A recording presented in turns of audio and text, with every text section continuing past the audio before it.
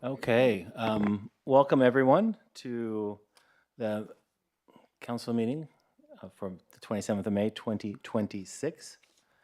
I'd just like to start by acknowledging the Whadjuk people as the traditional owners of the greater Fremantle and Walyaba area, and we recognize that their cultural and heritage beliefs are still important today.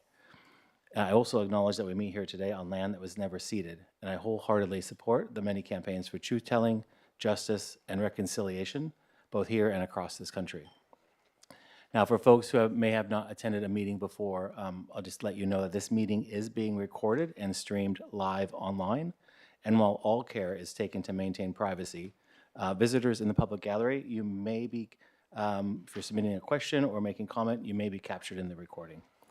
So we'll start with the attendance, apologies, and leave of absence.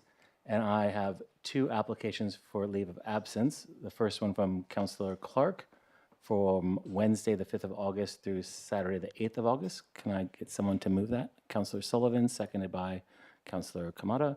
All those in favor? And the second application for leave of absence, Councillor Williamson Wong from Thursday, the 23rd of June through Friday, the 14th of August inclusive. Can I get that moved by Councillor Slaughter, seconded by Councillor Graham? All those in favor? That's passed. Are there any other applications for leave of absence? Seeing none, great. Disclosures of interest. Are there any items of interest?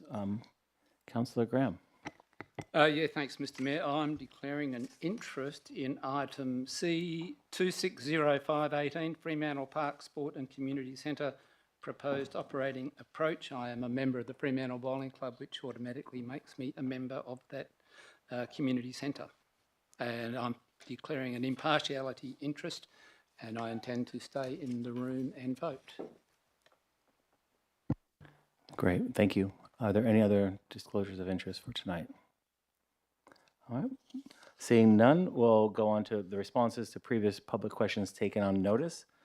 So the agenda contains the responses to the questions that we had taken on notice during our last meeting. Those are available for folks if they want to have a look. Yes, Councillor Kamada. Can I ask a question on one of those? By all means, please do. Just on the, in terms of the lease agreement with St John's, I was flicking through tonight, and my question is what the status of the lease agreement is currently and when it expires. And I'm happy to take that on notice, but if you can answer that. I'll put that through to the CEO for an answer. Thank you, through the chair. The current lease agreement between the City and St John's Church is in a holding over pattern, and there are current renewal conversations in relation to a licence agreement between the two parties. And I'll just add that Father Ernst and Philip both came and we had a great discussion today, and we've booked in regular meetings going forward as well. So those discussions will continue. Seeing no other comments, we'll move on to public question time. For folks during public question time, you'll have 3 minutes. We have some registered speakers here to make your statement. At the end of 3 minutes, there'll be an alarm that sounds. And so if you haven't wrapped up your comments by the time you hear that alarm, we just ask that you do so as quickly as you can or get to that point. And so we will start with Lehani Williams. Wonderful, thank you.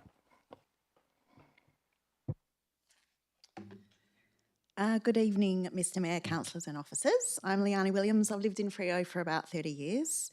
It was a pleasure to sit in on your council meeting last fortnight and learn about how much of your focus is dedicated to trees, I'm sure much to some of your dismay.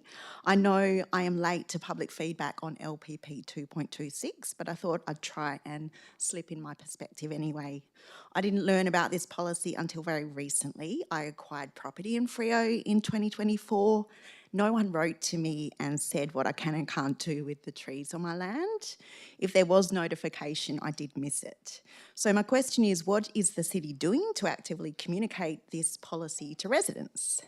Mr Mayor, I applaud your transparency online, your promotion of a communal and active town, your conversation generating algorithms, which is why I pose this question to you, because I believe your algorithms are greater than the City of Fremantle Facebook page, with no offence to the city.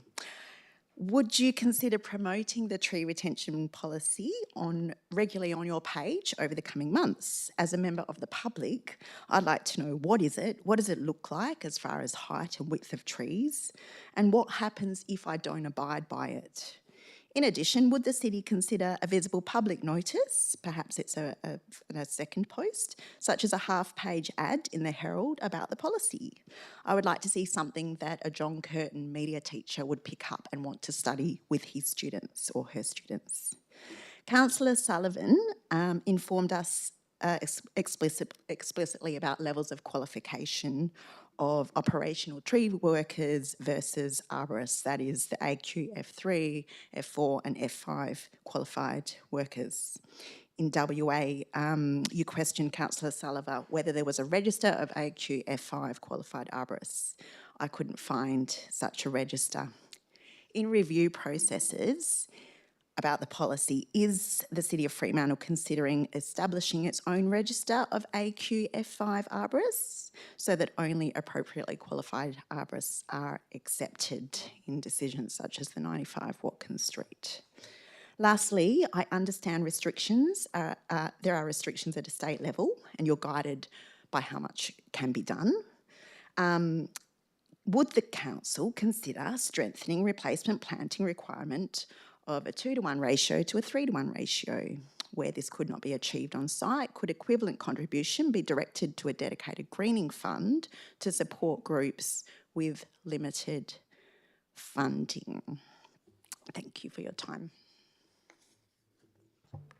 Thank you, Leonie. I will answer the bit directed at me myself and then turn it over to the director for further response. But people can probably tell on my social media pages, I do all that myself. You know, there's no one else that does that posting. They're my personal pages. But tree canopy is important to me. So while, yes, I will commit to making some posts on there sharing our tree canopy policy, I'll just have to say it'll happen eventually. It's something I've been thinking about as well. So thank you for raising that. But for the other questions, I'll turn that over to the director.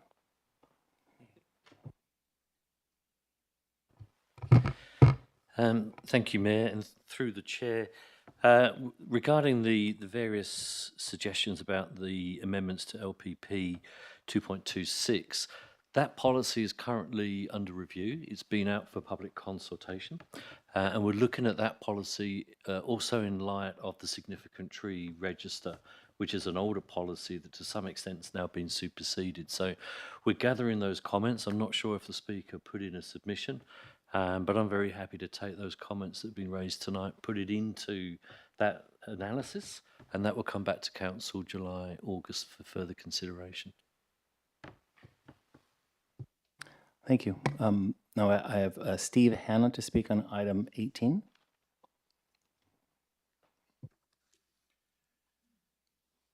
Good evening, Lord Mayor, members and directors. I stand to speak in support of the officer's recommendation on the item for the Fremantle Park Sports and Community Centre. I issued 6 key points, which I will endeavour to skip through in my allotted 3 minutes. I'm Vice President and Acting President of the Fremantle Workers Club. And firstly, I'd like to give our long-standing president, Don Whittington's apologies. He's sunning himself up in Broome at the moment. I know many of you know Don of old. A very brief history of Fremantle Workers Club in support of the recommendations. We were founded in 1914, incorporated in 1925, and we held the liquor licence for over 100 years. So we've been around the block a few times. Our membership currently sits at around 400 and importantly, steadily growing back to pre-COVID numbers. We peaked at around 650 the years before COVID. Most of our demographic is seniors, but increasingly we're attracting younger members. Because of the venue, we're very important, because of the venue, it is attracting new members, and the variety of entertainment that we provide in a social context. Third point, the activities that the Workers Club produce and present is of value to the local community. We've got our regular Sunday dances with typical attendance numbers between 80 and 100 people. We offer a unique environment where members and guests feel safe and welcome. And on Sundays, we provide a 4 or 5 piece band, mostly local performers, and our Sunday afternoons are the weekly highlight for many of our members, a lot of whom are otherwise socially isolated. These members in particular benefit from exercise through dance, social interaction, mental stimulation, etc. You can imagine. It's a great day if anybody's free on a Sunday afternoon. They also enjoy our annual events such as Melbourne Cup Luncheon, the Workers' Club Christmas Party, and lots of functions throughout the year, which are very, very well attended and look forward to. In addition to this, we organise and promote a variety of entertainment activities featuring local, national, and international entertainers, increasingly international entertainers. These events are often sellouts, almost always sellouts, seating and feeding up to 140 attendees. I noticed some of you were at the recent Fred Smith event, which was also a sellout. And we've got some pretty good performers coming up the rest of this year. Our recent support and contributions from the workers to the centre. The Workers' Club remains financially robust in its own right. I think that's an important point. We've had our ups and downs over the 100 years plus that we've been in business, but at the moment we are financially robust in our own right. Since its inception, the workers have contributed over $2 million to the centre over the last 6 years. In addition to these cash contributions, things that don't show up on the balance sheet as clearly as the cash contributions, the workers have gifted thousands of dollars in kitchen equipment, audio equipment, to name but a few. So we've been an active contributor despite the financial difficulties that the centre's endured. Penultimate point, the future of Fremantle workers under the new licence agreement as proposed by the members, to the members. We're genuinely excited about the prospect of managing the upstairs venue, which is what we proposed in our letter to the officers, under this new licence agreement, should you choose to agree to it, alongside working closely with the city, of course.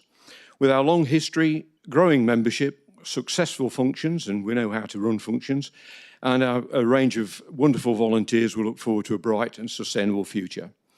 And finally, I'd like to close with the following statement. I would like to conclude by saying that we're very disappointed that the 3-club collaboration established 6 years ago under the Park Centre didn't succeed as planned.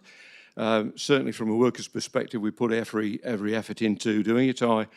I acted as manager for a little over a year on a volunteer basis, for example, post-COVID. But we've tried to make it work. It seems like we've reached a point where we've got to change the model. I'd like to thank the city profusely, particularly Matt and his team, for its support to this point and hopefully providing a workable structure to establish a sustainable future and prosperous way forward. I hope you approve the officer's recommendation. Thank you for your time. Thank you, Steve. And on the same item, I have a Daryl Power. Great. At 3 minutes, then they'll hear the timer. Thank you, Mr. Mayor, councillors and officers. Thank you for the opportunity to address the council on the proposal that's been put forward to us by Matt Hammond. Operating at Fremantle Park Centre since 2019, and despite several centre managers and chairpersons' best endeavours, the centre continues to run at a loss. The bowling and tennis club have survived for over 135 years, making profits every year, but they're based on using volunteer members' labour. Having a centre manager, office support staff and payroll functions has seriously stretched the financial resources of both sporting clubs and also the Workers' Club. Moving back to individual identities and having the City Rec team take over the responsibility for the centre will allow the sporting clubs to resume their community-based sporting activities with member volunteers. Tennis and bowls, in the main, access the ground floor and the effective offices and the sporting grounds. The Workers' Club can continue to hold their Sunday dances upstairs and other concerts on the upper level being serviced by the respective bars. We've worked with Matt from the council, and we believe that this is a viable, financially sustainable compromise that will allow all three clubs to survive and, dare we say it, even prosper. Thank you. Great, thank you, Daryl. Next, there's Rebecca Prince Ruiz to speak on items 19 and 20. Thank you for the opportunity. I'd like to speak on behalf of myself and Bella Smith, who received a Streets Alive grant last year to look at how to make the Douro Road South Terrace roundabout safer. With regards to the report, we're disappointed that it seems to suggest pedestrian crossings are part of a traffic calming strategy rather than providing safe pedestrian crossing points in this increasingly popular location as required in the city's own strategic community plan. Indeed, last year when we held a public event to find out people's views about their use of this roundabout and how they felt about crossing it, over 60 people, not one person said they felt unsafe crossing the roundabout when they were driving through it. Every single person said they felt unsafe walking across it or trying to walk across it. The road safety audit was clearly completed to ensure safe movement of vehicles, which is mentioned multiple times, but it doesn't mention pedestrians safely. We'd like to know, did the auditors have any experience or any credentials in pedestrian movement, or were they merely traffic engineers? Also, the road safety audit team conducted the site visit at 4:30 p.m. and 7:15 p.m. on a Monday, which is probably some of the quietest times of the week. We'd like to know, how has the current situation been assessed for pedestrian movement and safety? The officer's comment also states there's possibly an increase in rear-end accidents at the intersection, which is due to the split wombat crossings and obstructed sight lines from street trees. Further in the report, it states the proposed crossing in Douro Road is no longer a split crossing, so the concerns from the safety audit in this regard have been removed. We also question whether the two parking bays on the west side of South Terrace are offset by an additional parking bay on the eastern side in the proposed plans. Sorry, it's a bit complex if you hadn't looked at the plan in detail. We also wanted to note that the recent resurfacing works have increased hard surfaces around the roundabout, particularly on the northwest corner, which is very wide. Can the City of Fremantle ensure planting and urban greening are prioritised during infrastructure and concrete projects and addressed at this site? We just also had a comment on the pedestrian crossings along South Terrace. We'd like them to be at the busiest locations and they should be prioritised, particularly Jenkins Street, Little Lefroy and Scott Street. And any Marine Terrace crossing should be aligned with an existing railway crossing to improve safety and connectivity. We really thank you for the dedication in looking at this and asked you, when you're making these decisions, to think about not just the next 6 months or the next year or the rest of your terms. This is really a decision for the next 10, 20 years and future generations. Thank you. Great, thank you. I may just turn it over to the director to respond to the items that he's able.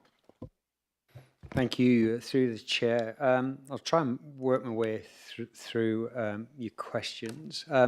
So your first question in respect to pedestrian crossings being part of a traffic calming strategy rather than thinking about safe crossing points. In response, the locations of pedestrian crossing points are assessed and proposed based on providing safe crossing points at pedestrian desire lines. The number and spacing of pedestrian priority crossings, such as zebras or wombat crossings, are subject to main road standards and approval and require a wider strategy. So they do look at the whole street, and officers will actively engage with main roads WA in respect to this. Your second question in terms of the audit and the safe movement of vehicles, the road safety audit was carried out by an independent, fully qualified professional. Traffic engineering road safety audits are carried out to assess the situation in respect to all traffic, which actually includes pedestrians and cyclists. So pedestrian safety, movement and their interfaces are all part of the same thing. Comments raised around congestion and movement of vehicles are considered during the audits, as they do have a direct impact on pedestrian and cyclist safety. I'd understood the audit time was scheduled during the rush hour period, and as it was determined to be a busier period, but I'm happy to have a look at that and just see what the sort of levels of traffic flow we were assessing were. In respect to the split Wombat crossing at Dural Road, the council have chosen the option to move forward with the proposed full width Wombat crossing at Dural Road. So in lieu of that, considerations on congestions, accidents and sight lines will remain important, and risks do still exist. But subject to the endorsed proposal and subject to community feedback and subsequent council approval of a final design, officers will engage with Main Roads to seek approval, and Main Roads will consider these aspects as part of their assessment. The loss of 2 parking bays on the western side of South Terrace. Should a Wombat crossing be installed at the proposed location, there would be a requirement to lose 2 parking bays, 2 existing parking bays. The demand on South Terrace for parking would need to be looked at, and we would consider offsetting the loss of bays by investigating opportunities on the opposite side of the road. In respect to the resurfacing works, the city's intention is to soften the streetscape with planting trees and roadside furniture.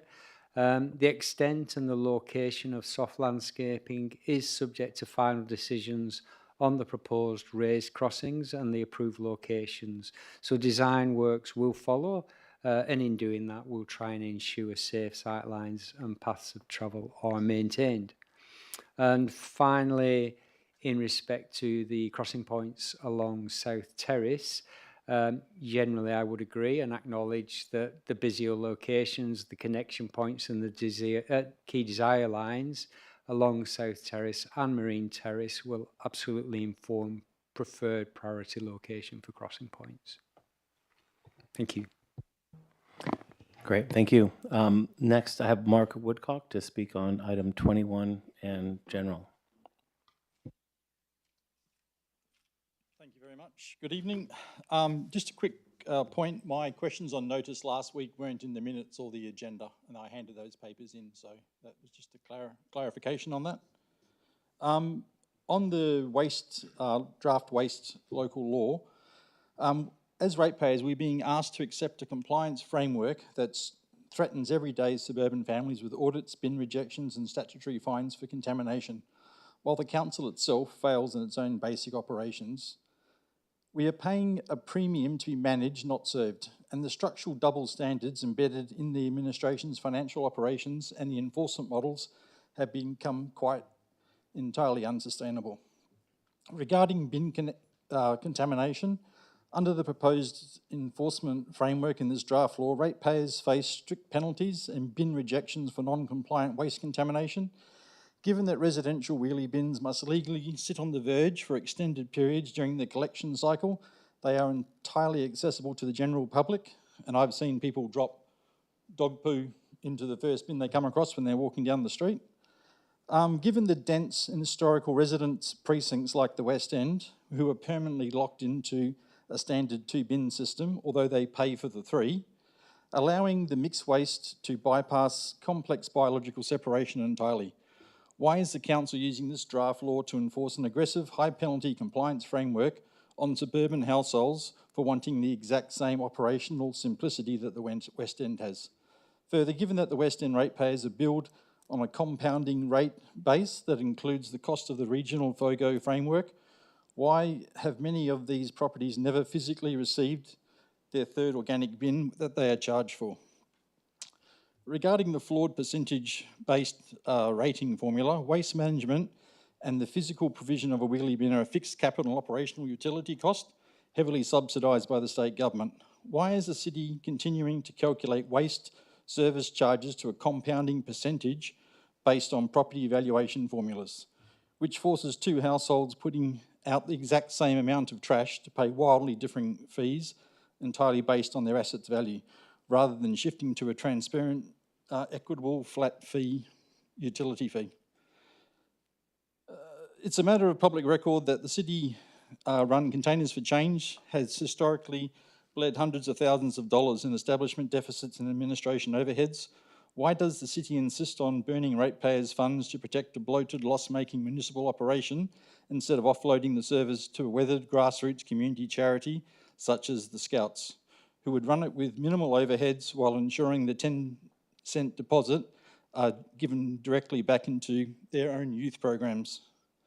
And I also had a question last week on notice about what the rate percentage was and why it hasn't been released. Thank you, Mark. I really appreciate your comments as always. I'll just note that the draft local waste law is going out for public comment, so it's not going to be adopted tonight. So there'll be plenty of time for the public to submit their feedback on that.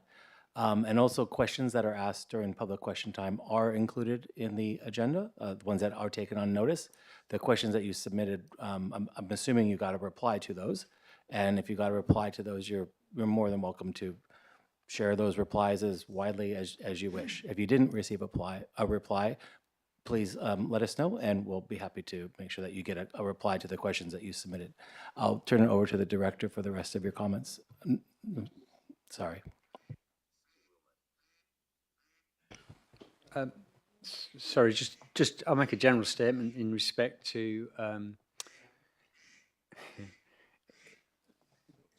it's okay. In respect to the Waste Local Law, all I would say really is the intent of the local law for us is to modernise.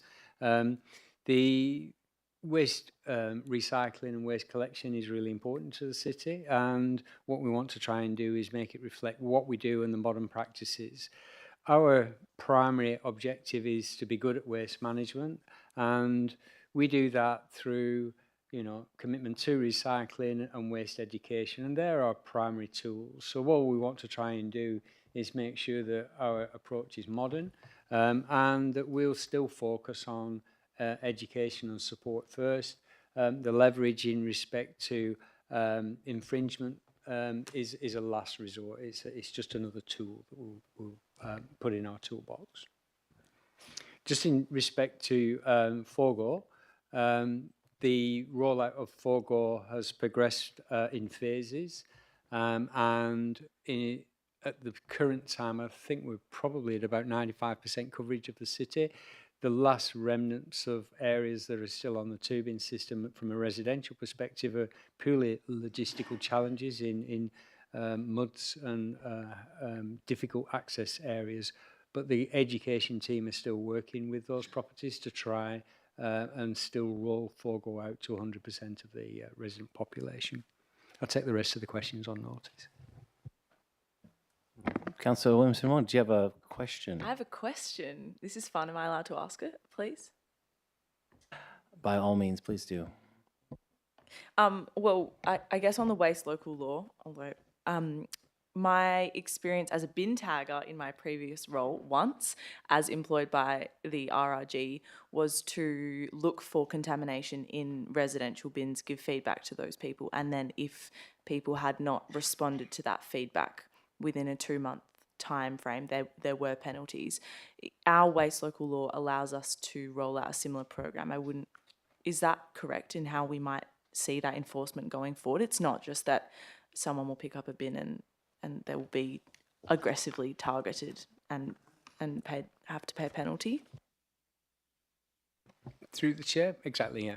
It is really about education and engagement, and it's a good tool. It's good to be able to engage with the residents and educate them. So it'd be somebody that was consistently and blatantly not following the rules or causing us problems where we would consider moving to a penalty or enforcement. Thank you. Next up is Ian Kerr.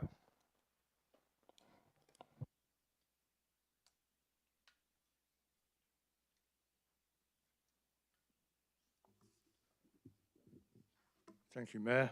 I want to speak on item 24, which is Council and Committee Meeting Structure Review. Less than 2 years ago, it might seem longer to some people, but less than 2 years ago, the administration recommended that following the 12-month trial, Council continue with 2 ordinary Council meetings per month, which is what we currently have. That was carried 8-2 by Council. In doing so, it was stated that the following matters were taken into consideration: level of preparation required for each meeting, transparency and accountability in decision-making, improved efficiency in decisions being made, length of meetings and public question time, items being dealt with multiple times, reduce uncertainty on use of delegation, and avoid confusion for applicants and the public.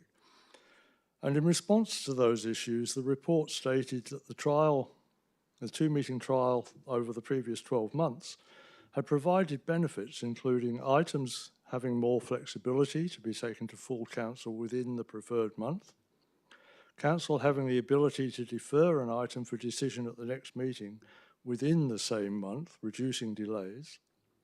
The agenda items could be distributed across the 2 meetings within the same month to reduce meeting preparation for elected members.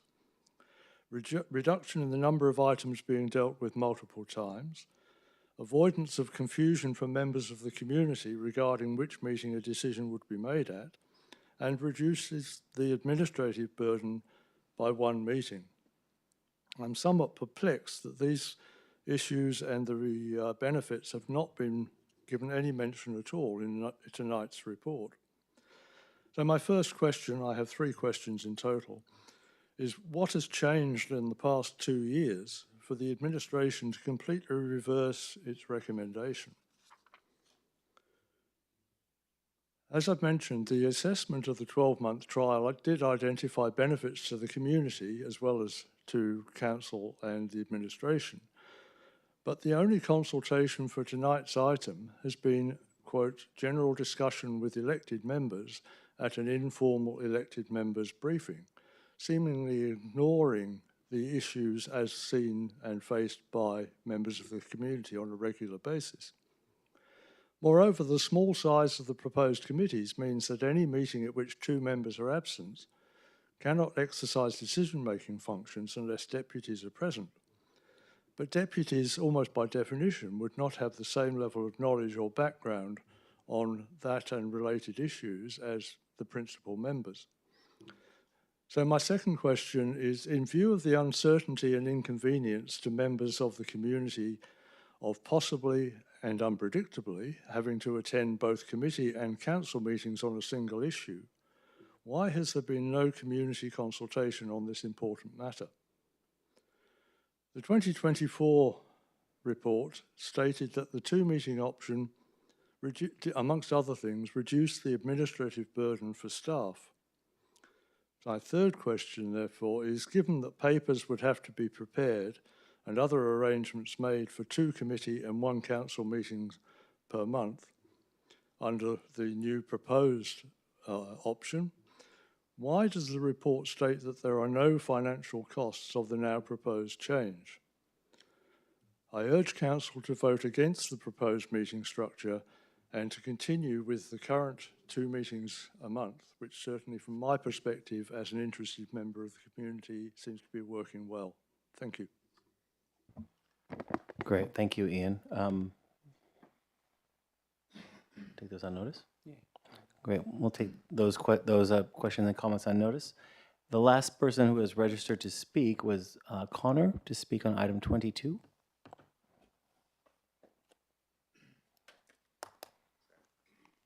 Good evening, Mayor, Deputy Mayor, councillors, Mr. Dougal and directors.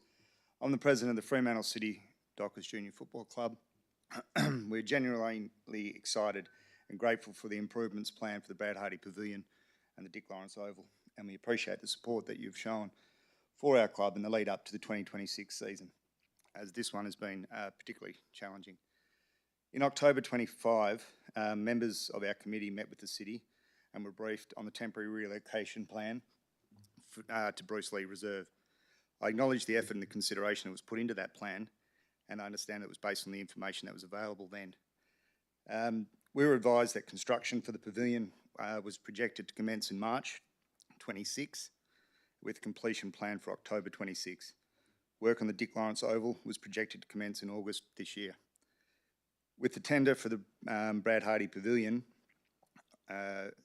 only tonight being considered by you, and the plan works for the Dick Lawrence Oval still in what's described as the final stages of procurement, very concerned that there's a significant risk that these delays will impact the 2027 season.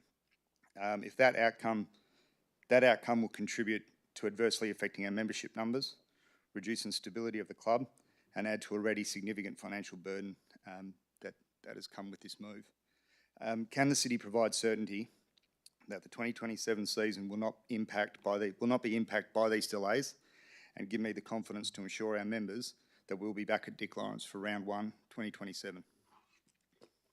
Thank you. Great. Thank you, Connor. I'll hand that over to the director for a reply to take on notice.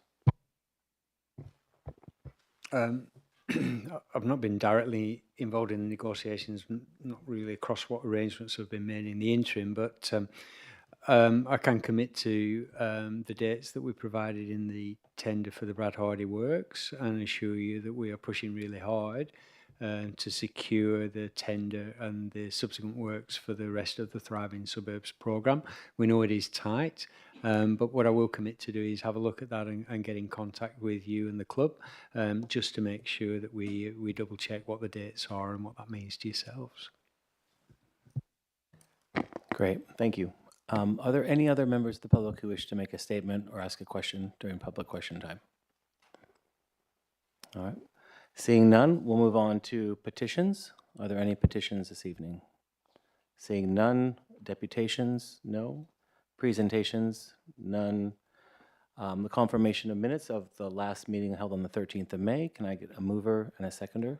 Councillor Graham, seconded by Councillor Kamada. All those in favor? Great. And on to elected member communication. Is there any elected member communication? Councillor Williams and Wong. Thank you.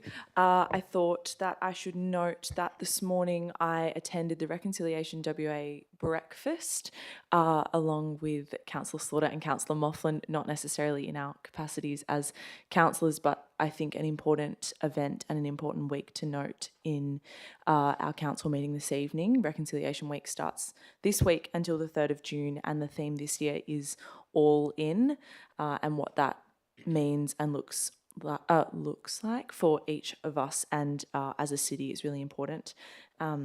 And there was a strong emphasis this morning on truth-telling and the important role that truth-telling will play in understanding what reconciliation looks like next, especially ahead of the bicentenary in 2029 in Fremantle, noting that the Albany bicentenary is this year and that a lot of work is going into reconciliation in Kinjalling, in Albany.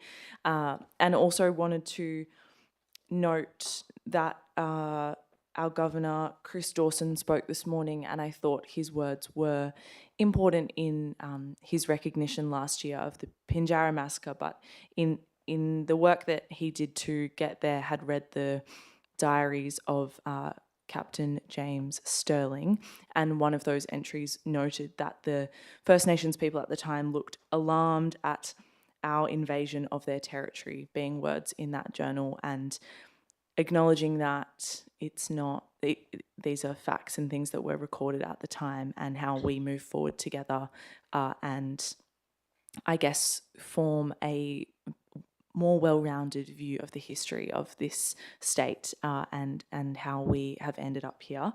And I also, I guess, wanted to thank the city for taking reconciliation very seriously. We've had a great reconciliation action plan and group for a number of years and have delivered a great backyard truth-telling series again for the second year in terms of our truth-telling, and also wanted to give a shout out to the formidable powerhouse Sarah Davis, who helped organise the Reconciliation WA breakfast this morning, and who many of us know as a great Freo community member. And Freo was represented in a big way this morning, and I just thought it would be important to note that. Great, thank you. Any other elected member communication? Great. Seeing none, we'll move on to the reports and recommendations from officers, starting with the Fremantle Park Sport and Community Center proposed operating approach. Is there a mover and a seconder for the officer's recommendation? Moved by Councillor Moughlin, seconded by Councillor Williamson Wong. Councillor Moughlin, did you wish to open debate? Might as well. Just quickly, just to acknowledge the members of the respective clubs who have come here tonight to speak to council, as well as the process that they've been on over the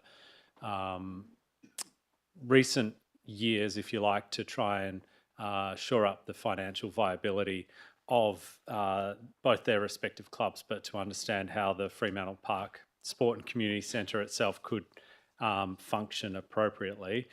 I fully support the officer's recommendation, but just want to be really clear in that, or rather note that up to this point in time, since the city has become involved in the administration, we have already sunk $500,000 into the centre itself and its operation. And I note that officers have provided what they have described as being conservative numbers on what they believe revenue and costs would be under the city's administration. I have no reason to question those numbers themselves, but really mindful of us the city ending up with significant costs going forward to manage this centre, and just urge, as part of the negotiations around individual licences and the like, are really robust, so that we have those clubs functioning well and it's not being underpinned, if you like, by city money. So support the officer's recommendation, want us to go forward and do that negotiation in a really constructive and well thought out manner to ensure the future of the financial viability of the clubs and the city's contribution. Great, thank you. Councillor Williamson Wong on the item? No? Any other comments on the item? Councillor Graham. Yeah, thanks, Mr. Mayor. Look, I am a member, and I'll just speak briefly in support of the recommendation and echo what Councillor Moughlin just said. And I'd like just to acknowledge the hard work that the 3 or 4 gentlemen that are sitting over there tonight have put into this centre as volunteers. I mean, if they were getting paid for this, it'd be double what somebody just mentioned, 500,000. So that they're doing a great job under difficult circumstances. I mean, it's a centre that, everything's great in hindsight. Won't go down that path, I think we all know that. But just be rest assured that the clubs are trying to make this centre work and keep their own clubs viable. And that's the most important thing. The Workers' Club, the Tennis Club and the Bowling Club provide different interaction with seniors and young people.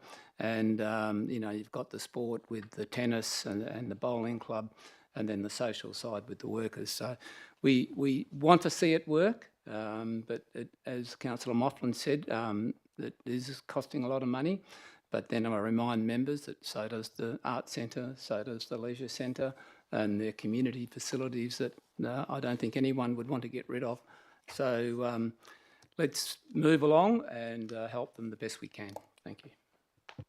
Thank you, Councillor Graham. Any other comments on the item? Councillor Williamson Wong. I'll be brief, thank you.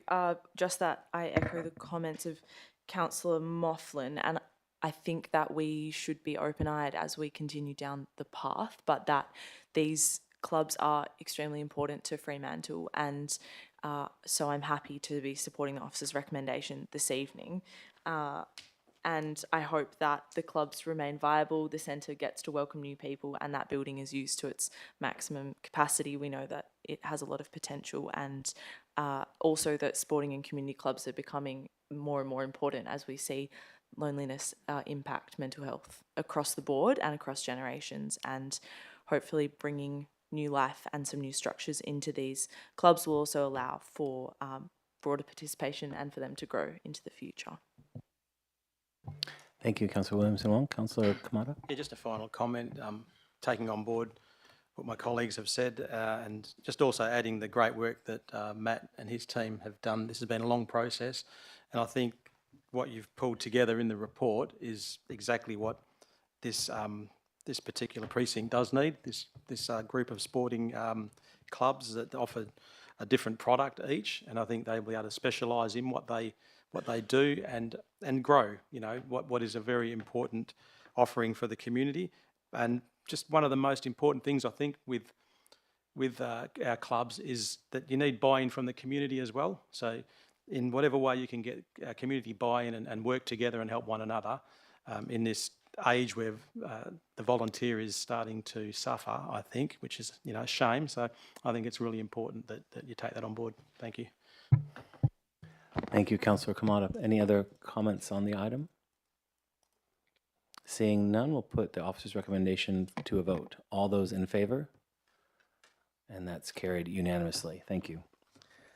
Moving on to item 19, the proposed concept design for the Douro Road and South Terrace intersection, or the roundabout. We've got an officer's recommendation and some potential amendments, but can I ask for someone to move the officer's recommendation? It's Councillor Williamson Wong, and someone to second the officer's recommendation, Councillor Sullivan. Councillor Williamson Wong, did you wish to open discussion? Yes, please. Thank you.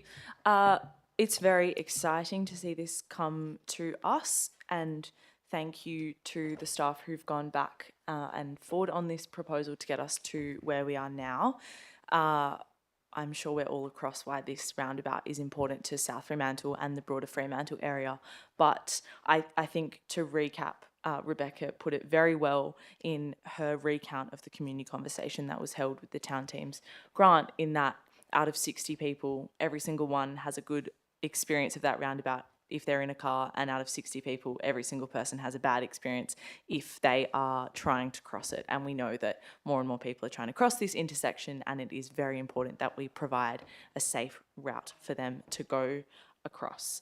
I will be supporting the officer's recommendation tonight, and I hope you all will too. I did want to make a few comments, and the first being that a lot of this we need to thank our community for in pushing us and getting us here, and it is disappointing that the town team still have not been contacted by our community engagement team, and I needed to formally note that, because I think if we have community who are buying into an idea and asking us to do more, then it's our responsibility to also be engaging with them proactively about issues that they are bringing to us. And I also think that the framing of this project as a traffic calming policy rather than a pedestrian, from a pedestrian point of view and priority, is an important one. We know that traffic calming helps pedestrians, but it also means that cars are still the centre of why we are changing something. And actually, this project is clearly about pedestrians, and so we need to make sure that they are the people that we are trying to help.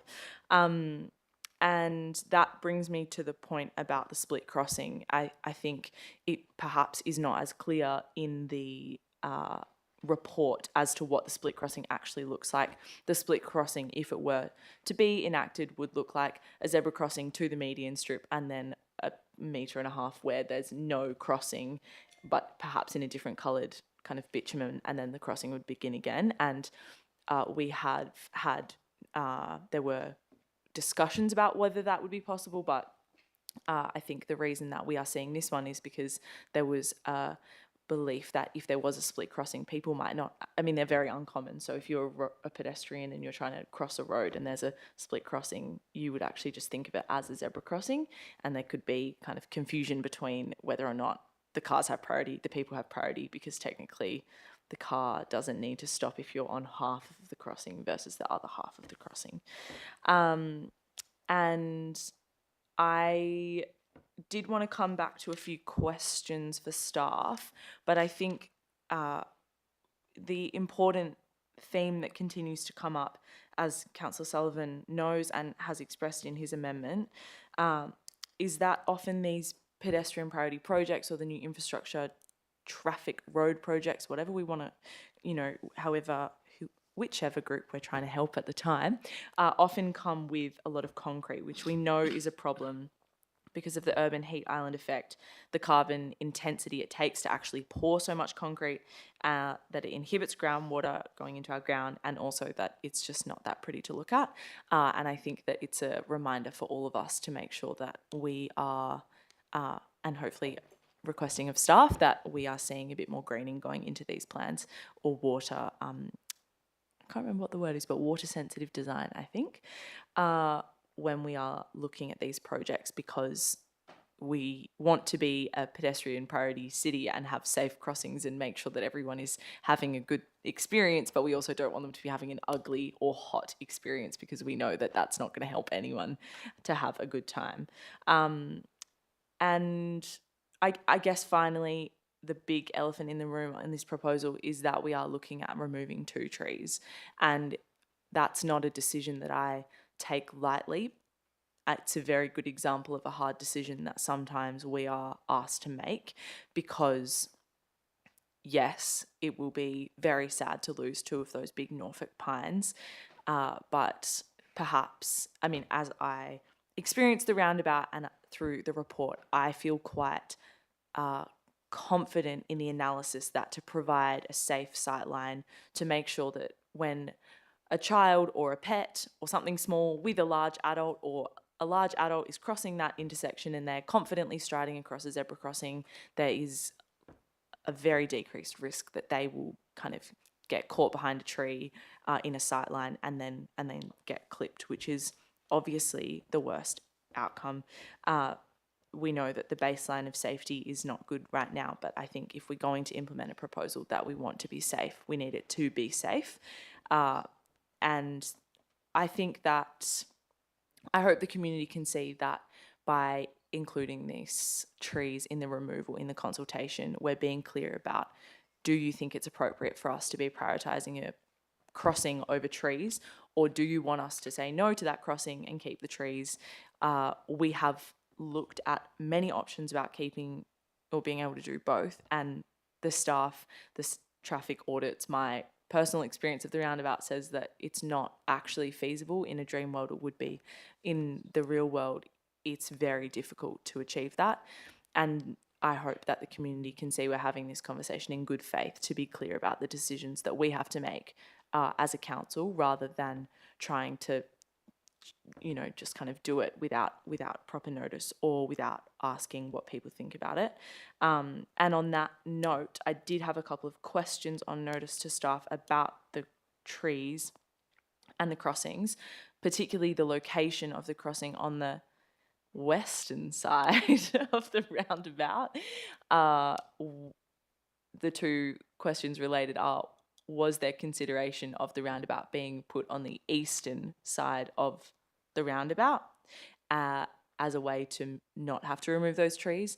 And additionally, if the crossing was moved to within 6 metres of the entry into the roundabout, which I believe is the standard length rather than the 8.8 that's currently in the plans, would we still be required to remove the trees / both trees / why have we got an 8.8 metre setback on that leg of the roundabout, understanding that on the northern leg it's set because that's a bus route and we need to make sure that there's safe positioning of a bus in front of that zebra crossing and then into the roundabout.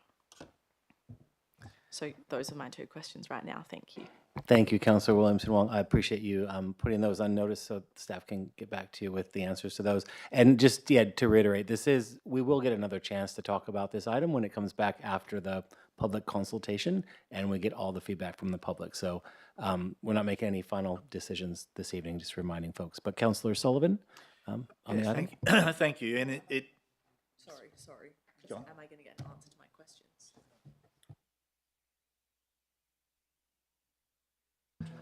Sorry, yeah.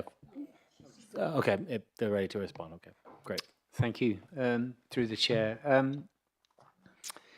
Your first question in terms of did we consider crossings on the east of South Terrace? Yeah, all the roundabout was assessed. All legs leading into and exiting the roundabout were assessed. The eastern leg was more challenging in that the vehicle numbers, the approach speeds, were felt to be at the highest. The sight lines were more compromised, and there were crossovers and other things to consider that make it more challenging. The western side did offer more opportunities with speeds and the wider medium providing protection, and also different volumes and better potential pedestrian desire lines and sight lines. So everything was looked at and assessed, and there was an option for 4 pedestrian crossings on 4 legs, but the compromise position and the recommendation from the officers was that the 2 locations were better than the 4. In terms of the 6 metres, the 6 metres is the minimum recommended offset, and that's from the holding line. The 8.8 metre, as indicated in the drawings, was put in to try and provide more space for a service vehicle exiting the roundabout and to allow the roundabout to continue to function to keep the carriageway clear. You could move it, but it's not really, that 2 metres is not going to make a significant difference, and you're still going to have to address the sight lines with the trees.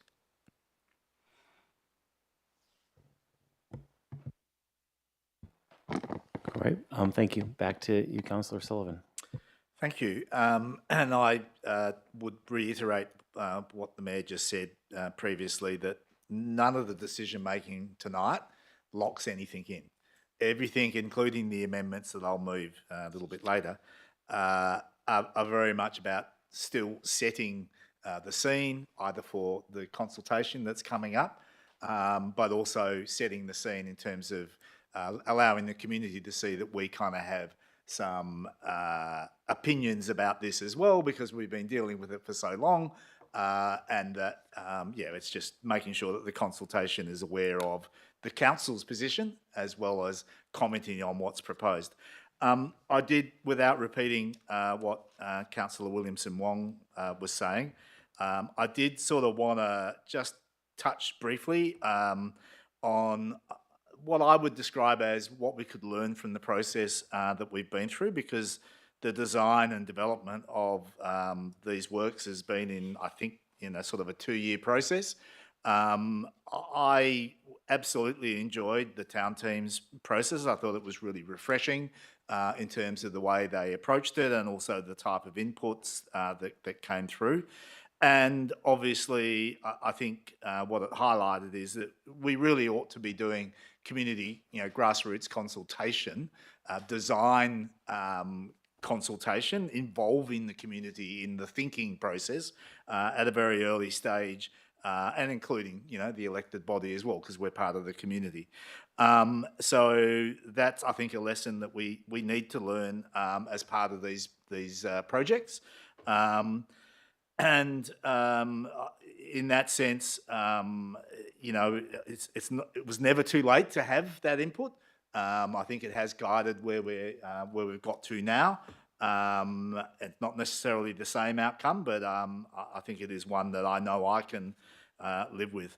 I do actually support the western alignment of the crossing. I think if anyone that's been there, just even looking at the sea of concrete, unfortunately, that's been poured, can see that the desire line is really well established for being in that location, particularly in terms of the significant amount of traffic that goes, pedestrian traffic, cycling traffic, that goes from the core of South Fremantle and South Terrace through to Wilson Park and through to the beach, but also the reciprocal element that comes from the beach after you've had your swim or you've parked your car over there or whatever, back into the commercial areas of South Terrace. So that is the strongest desire line, and it is the most logical location. If we're only going to have 2, one on the Douro Road alignment, that's certainly where I think it most logically belongs. I'll move, if I may, Mayor, to my amendments. And when I say my amendments, so they're actually amendments that both myself and Councillor Williamson-Wong have worked on, and tried to come together with a consensus position. So they're a little bit different than the ones printed in the original documents, and they're actually a fraction different to the ones that are in your hard copy, in that number 6 has actually been simplified in the same way as the next item as well. I'm going to take the hand motion from Councillor Williamson Wong as seconding it. Okay. Thank you. Yep. So I was just making sure that councillors understood that the wording is slightly different to the printed version. Excuse me. In terms of, obviously, as Councillor Williamson Wong mentioned, the issue of the trees is going to be very significant for us. It's even more significant for the community because a lot of people will come in blind, in a sense. They haven't been through a 2-year process looking at how hard this has been to try and find the right location for these crossings and the like. And they will look at it going, why the hell can't we come up with a proposal that doesn't include the removal of trees? And I can assure people that if that was possible, I would be racing it out at 100 miles an hour. The reality is, even if in my view, even if we'd adopted the position that the town teams came forward with, I still think the sightlines of those Norfolks in the median strip and having a crossing fairly close to them would have been problematic. And so albeit it was only when I started looking at this version that I realised personally that you can't have a pedestrian crossing and those trees in the same location because it's simply an accident waiting to happen into the future. But I also realised very quickly, and this is why Part 3 has been added, and in fact Part 4 as well, that the desire, we've kind of broken the Juro Road overall project into multiple little projects. And the roundabout project was the first first cab off the rank. But the whole of Juro Road is also one that we know is being looked at by staff at the moment and hopefully coming to us in the foreseeable future. And there has been conversation about how to address the bike facilities in Juro Road. And in previous conversations, both in council and in informal elected member meetings, I have emphasised that it is just not really practical or possible to have a dual-use path running off the road along Juro Road. There are so many road intersections, so many crossovers and the like. The only logical location for bike infrastructure in Juro Road is like we have on Marine Terrace, is on-road cycle facilities. And the only way you can successfully get that through this section where the crossing is, so from the roundabout through to the railway line, is if the majority of the median strip is lost so that cycle lanes can be put on the edges without knocking the trees down on the verges, which are even more significant than the 2 trees that we're talking about in the median strip. And so it's important that the community is aware that that's where we're likely to head. It doesn't lock us into that, but it is providing additional justification for the removal of the trees. And I think it's important that the community give that serious consideration in their investigations and considerations of the proposal at hand. That's why 3 and 4 are in there. Like I said, it's all subject to further detailed design, as specifically stated in the amendment. In addition, I wanted it to be really clear. I looked at the safety report with regard to the 2 Norfolks on the verge, on the northern verge of Juro Road, basically the first 2 at the corner of Marine Terrace.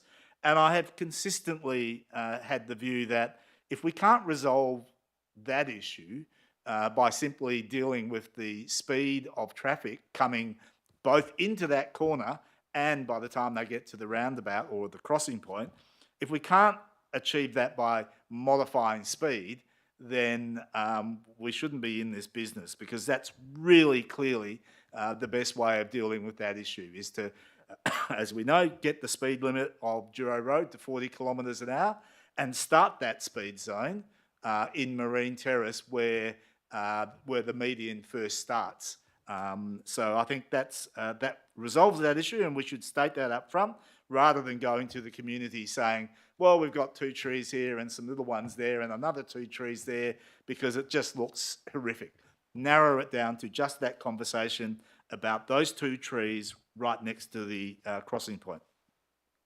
Lastly, as Councillor Williamson Wong mentioned, the community and elected members have been pushing for, consistently and from project to project, the need for traffic converged infrastructure to include planting in urban greenery. It shouldn't be something that we have to reiterate, but as the community have clearly stated, the first part of the roundabout project clearly just put down a whole bunch of concrete when it probably didn't need to be as extensive, could have been other options. All of the options that produced either by myself or the community have all included significant amount of greenery and the like. So it just notes that most of the commentary is now moved into the reasons for amendment, but it's just trying to give a gentle nudge reminder to both us and the organisation that our strategic plan basically calls for this, and we should be doing it on not just some projects, but all projects. So hopefully you can support the amendments. Thank you, Councillor Sullivan. Councillor Williamson Wong, did you wish to speak as the seconder? No? Any other comments on the amendment? Councillor Kamado. Yeah, I'll comment on the amendments put forward. Yeah, I think this is a good example of how the ward system works well, and I commend both Councillor Sullivan and Williamson Wong for the time and effort you've put into this in conjunction with the community. And I think it's an area that is very difficult to achieve all the things that we'd like to achieve. There are a lot of challenges there, trees, people, cars. It's difficult, but I think on the balance, I think you've struck it, a nice balance in terms of what you've put forward. So I'll be supporting it. Great, thank you. Any other comments on the amendment? Councillor Graham. Yeah, look, I know this is going out for community consultation and that, but just my comments on some of the amendments. I mean, how many times have we been told that Giro Road is the most important feeder road into Fremantle? So, I mean, we've got to think, Giro Road is a road for cars. Whether you like it or not, it's a road for cars. And I don't think that we should start really messing around with cycle lanes on this stretch going down to Marine Terrace. Just a comment. I mean, I know where this is all going to go anyway. But all these add-ons to this item, I mean, the officers have gone and they've worked on the intersection of Giro and South Terrace, and all of a sudden we've got, look at future design, detailed design. Well, that's going to cost a bucket load of money, isn't it? Then you go down to the renewal of the footpaths in 6, and there's no budget for any of this. There's been no costing for any of this that I'm aware of. I mean, it's great, but these things are going to cost us, if it eventually all goes through, the roundabout that's being tried to be fixed up, whatever that's going to cost, it's going to end up costing another bloody $500,000 or something to put in all these other little add-ons. And this is my point. If we want to go down that path, make that a separate item, bring it back to budget estimates, bring it back to an IEM so we can sit around. I keep hearing Councillor Sullivan say the councillors have been fighting for this over the years, and I'm thinking, really? Councillors? I don't know whether it's a plural or a singular, but I know that the 2 ward councillors have, but I haven't heard great, people shouting from the rafters to support a lot of this. And it might be good ideas. I don't know. I'm no expert at any of this, but I just don't think it's going through the right process. There's plenty of other projects out there that are going to cost a bucket load of money.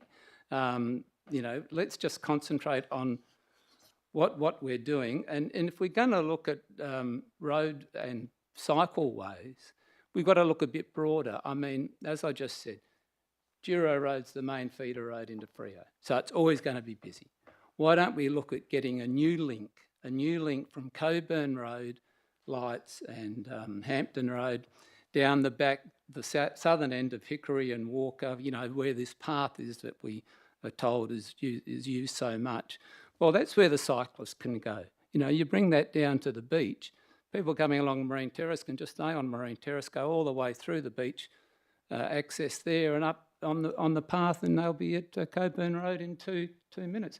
Because people using Duro Road heading out to Hampton Road, I mean, you've got light industrial area there, and then 200 metres down the road, you're in Coburn. So, I mean, do we really need to consider spending a lot of money on cycle lanes in that stretch of Duro Road? Anyway, they're just some comments that I thought of in my sleep last night, so I thought I'd share them. Thank you, Councillor Graham. Councillor Williamson-Wong?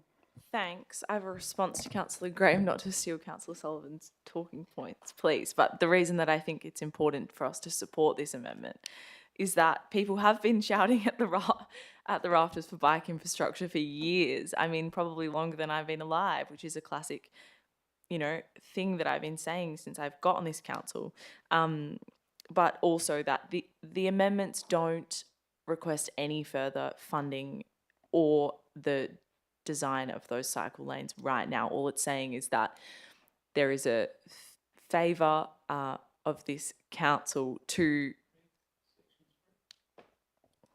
favours future implementation subject to further detailed design. It doesn't request any further detailed design. And we have allocated a budget to this project. I hope that it falls within that budget, obviously, because that's why we have budgets made up. And the amendment number 6 requests that in developing traffic and verge infrastructure projects, opportunities for planting and urban greening be actively pursued, is honestly, in my opinion, not really something that we should have to put in our amendments because it's already in our strategic plans, but clearly something is not happening and we're not seeing it through to the projects. I don't think that it's controversial for Councillor Sullivan to have asked for us to be actively pursuing greening when it's something that is a strategic objective of the city. It's important to have in here because we know that on this roundabout there have been missed opportunities for this, but this is our strategic objective and the way that we want to move forward. And Councillor Graham, if you have a problem with that, then we might need to go back to the basic documents and amend them. We have an amendment before us. Are there any other comments on the amendment? Councillor Sullivan, do you wish to close? Thank you. I do. I just want to highlight that Councillor Graham and I are in agreement. Duro Road, and I have consistently said this, is an important feeder road into Fremantle, as is Marine Terrace. I've been significantly criticised in my own community for having that view because everybody always wants their local roads to be the ones that don't carry the burden into Fremantle. Well, Hampton Road carries it. It's part of our ward. Duro Road, Marine Terrace, and even South Terrace are all critical in terms of activities in the city centre. So we are conscious of that. But guess what? Marine Terrace has a an on-road cycle route all the way down it, except at this southern end where we, for some miraculously unknown reason, changed it so we could put in a car park. And Duro Road has this quasi, you know, it feels like it's a cycle lane in some areas, and in other areas you suddenly go, where the hell am I meant to go now? And that just needs to be fixed. As does the speed on Duro Road and all of the other things that are significant problems. There have been multiple near-death incidences, and including deaths on Duro Road. And there is a huge amount of community input regularly about the problem of Duro Road from all perspectives, including congestion. So there are some major things that we do need to do. All this is doing is trying to complete the network that already exists on Marine Terrace, which functions pretty damn well. It just doesn't function at all well on Duro Road. So I hope you can support this.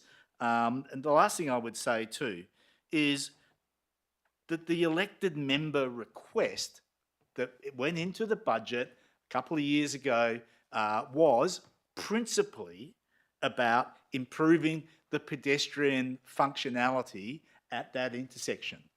I can't remember the exact words, but that is essentially what the project was supposed to be about. Now, a significant amount of the budget goes into just re-bitumising and fixing roadworks up, but the project was about trying to improve pedestrianisation at that roundabout. And that is what we agreed to and put into the budget as a legitimate process and project. And hopefully we will be nearing the completion of that anytime soon. Great, thank you. And I'll also just note that part 6 on here, while it may look like it's worded to include lots of different items, as Councillor Williamson Wong pointed out, there are other documents that if we wanted to include a broad statements, everything in this amendment here affects the item that's being amended. So, but it's still a statement. So all of those in favor of the amendment before us? That is Councillor Slaughter, Councillor Mofflin, Councillor Kamada, Van Dorsen, Clark, Sullivan, Williamson Wong, and Mayor Lover. All those opposed, Councillor Graham. The amendment has passed. So now we are back on the item as amended. Is there any other further comment? Yes, please. If you speak, you will be closing. So Councillor Mofflin. Thank you.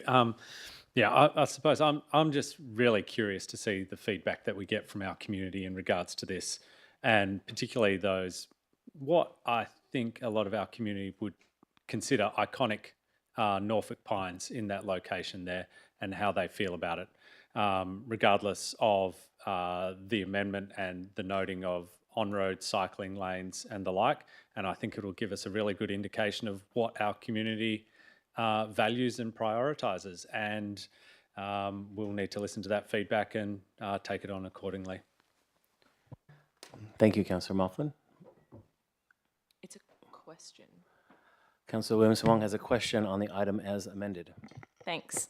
My question is in relation to the parking bays, which Rebecca raised earlier, noting that the current plan says there's a car park on the eastern side of South Terrace that's labelled regain, and then next line alternatively formalised loading bay, and I assume this is the parking bay that Rebecca was referring to as perhaps us compensating or offsetting. Is there any clarification on staff before this goes out with consultation if there is a preference for that to be regained as a formalised bay or as a loading bay? I think it would be important to know, or is that going to be a question as part of the consultation? How do we see that going forward? I'll hand it to the director.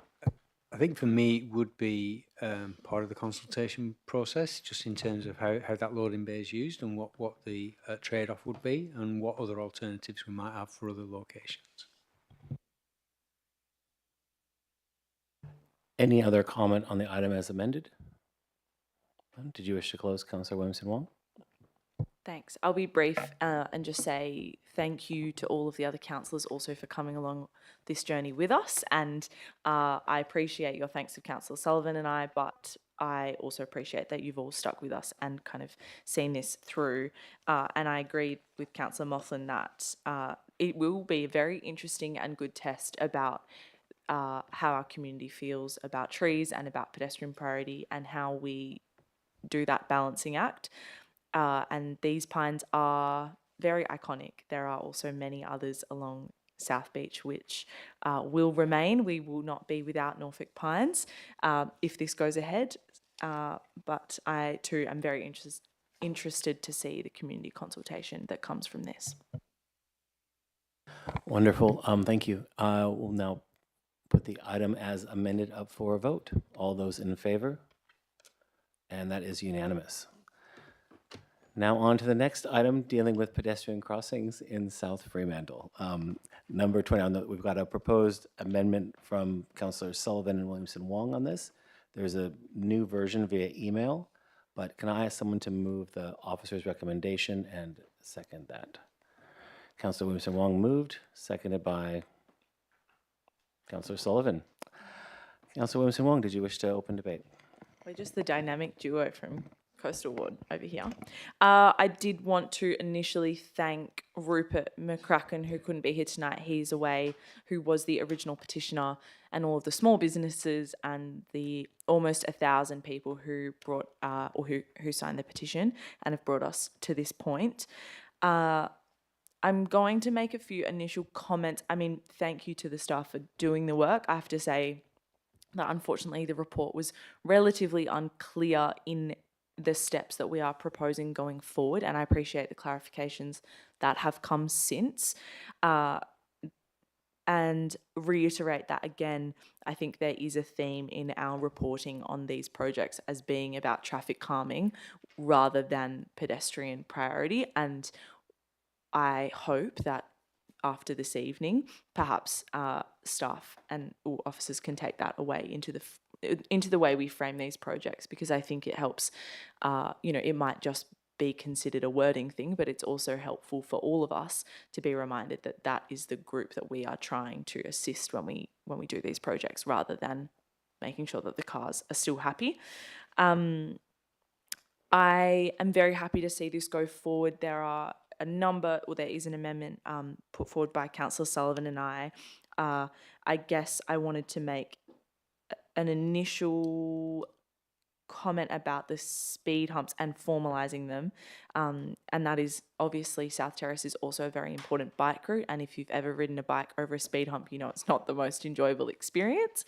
So part of the amendment is making sure that we make sure that bikes can still comfortably use South Terrace as a route while also ensuring permanent speed humps there. But I did also send in a few questions to staff, which I would like some answers from this evening, if possible, please. One of them was whether there is some data in the report and the attachments about the traffic speed, and they kind of compare previous years to 2026. And the report doesn't mention also that the speed reduction overall of South Terrace, and I wondered if staff had a comment on what the difference is between when it was 50 to when it became 40 kilometres an hour along the South Terrace. Did you email those questions in earlier? Would you just mind just saying them for transparency so the people that are watching online know what the questions are being answered?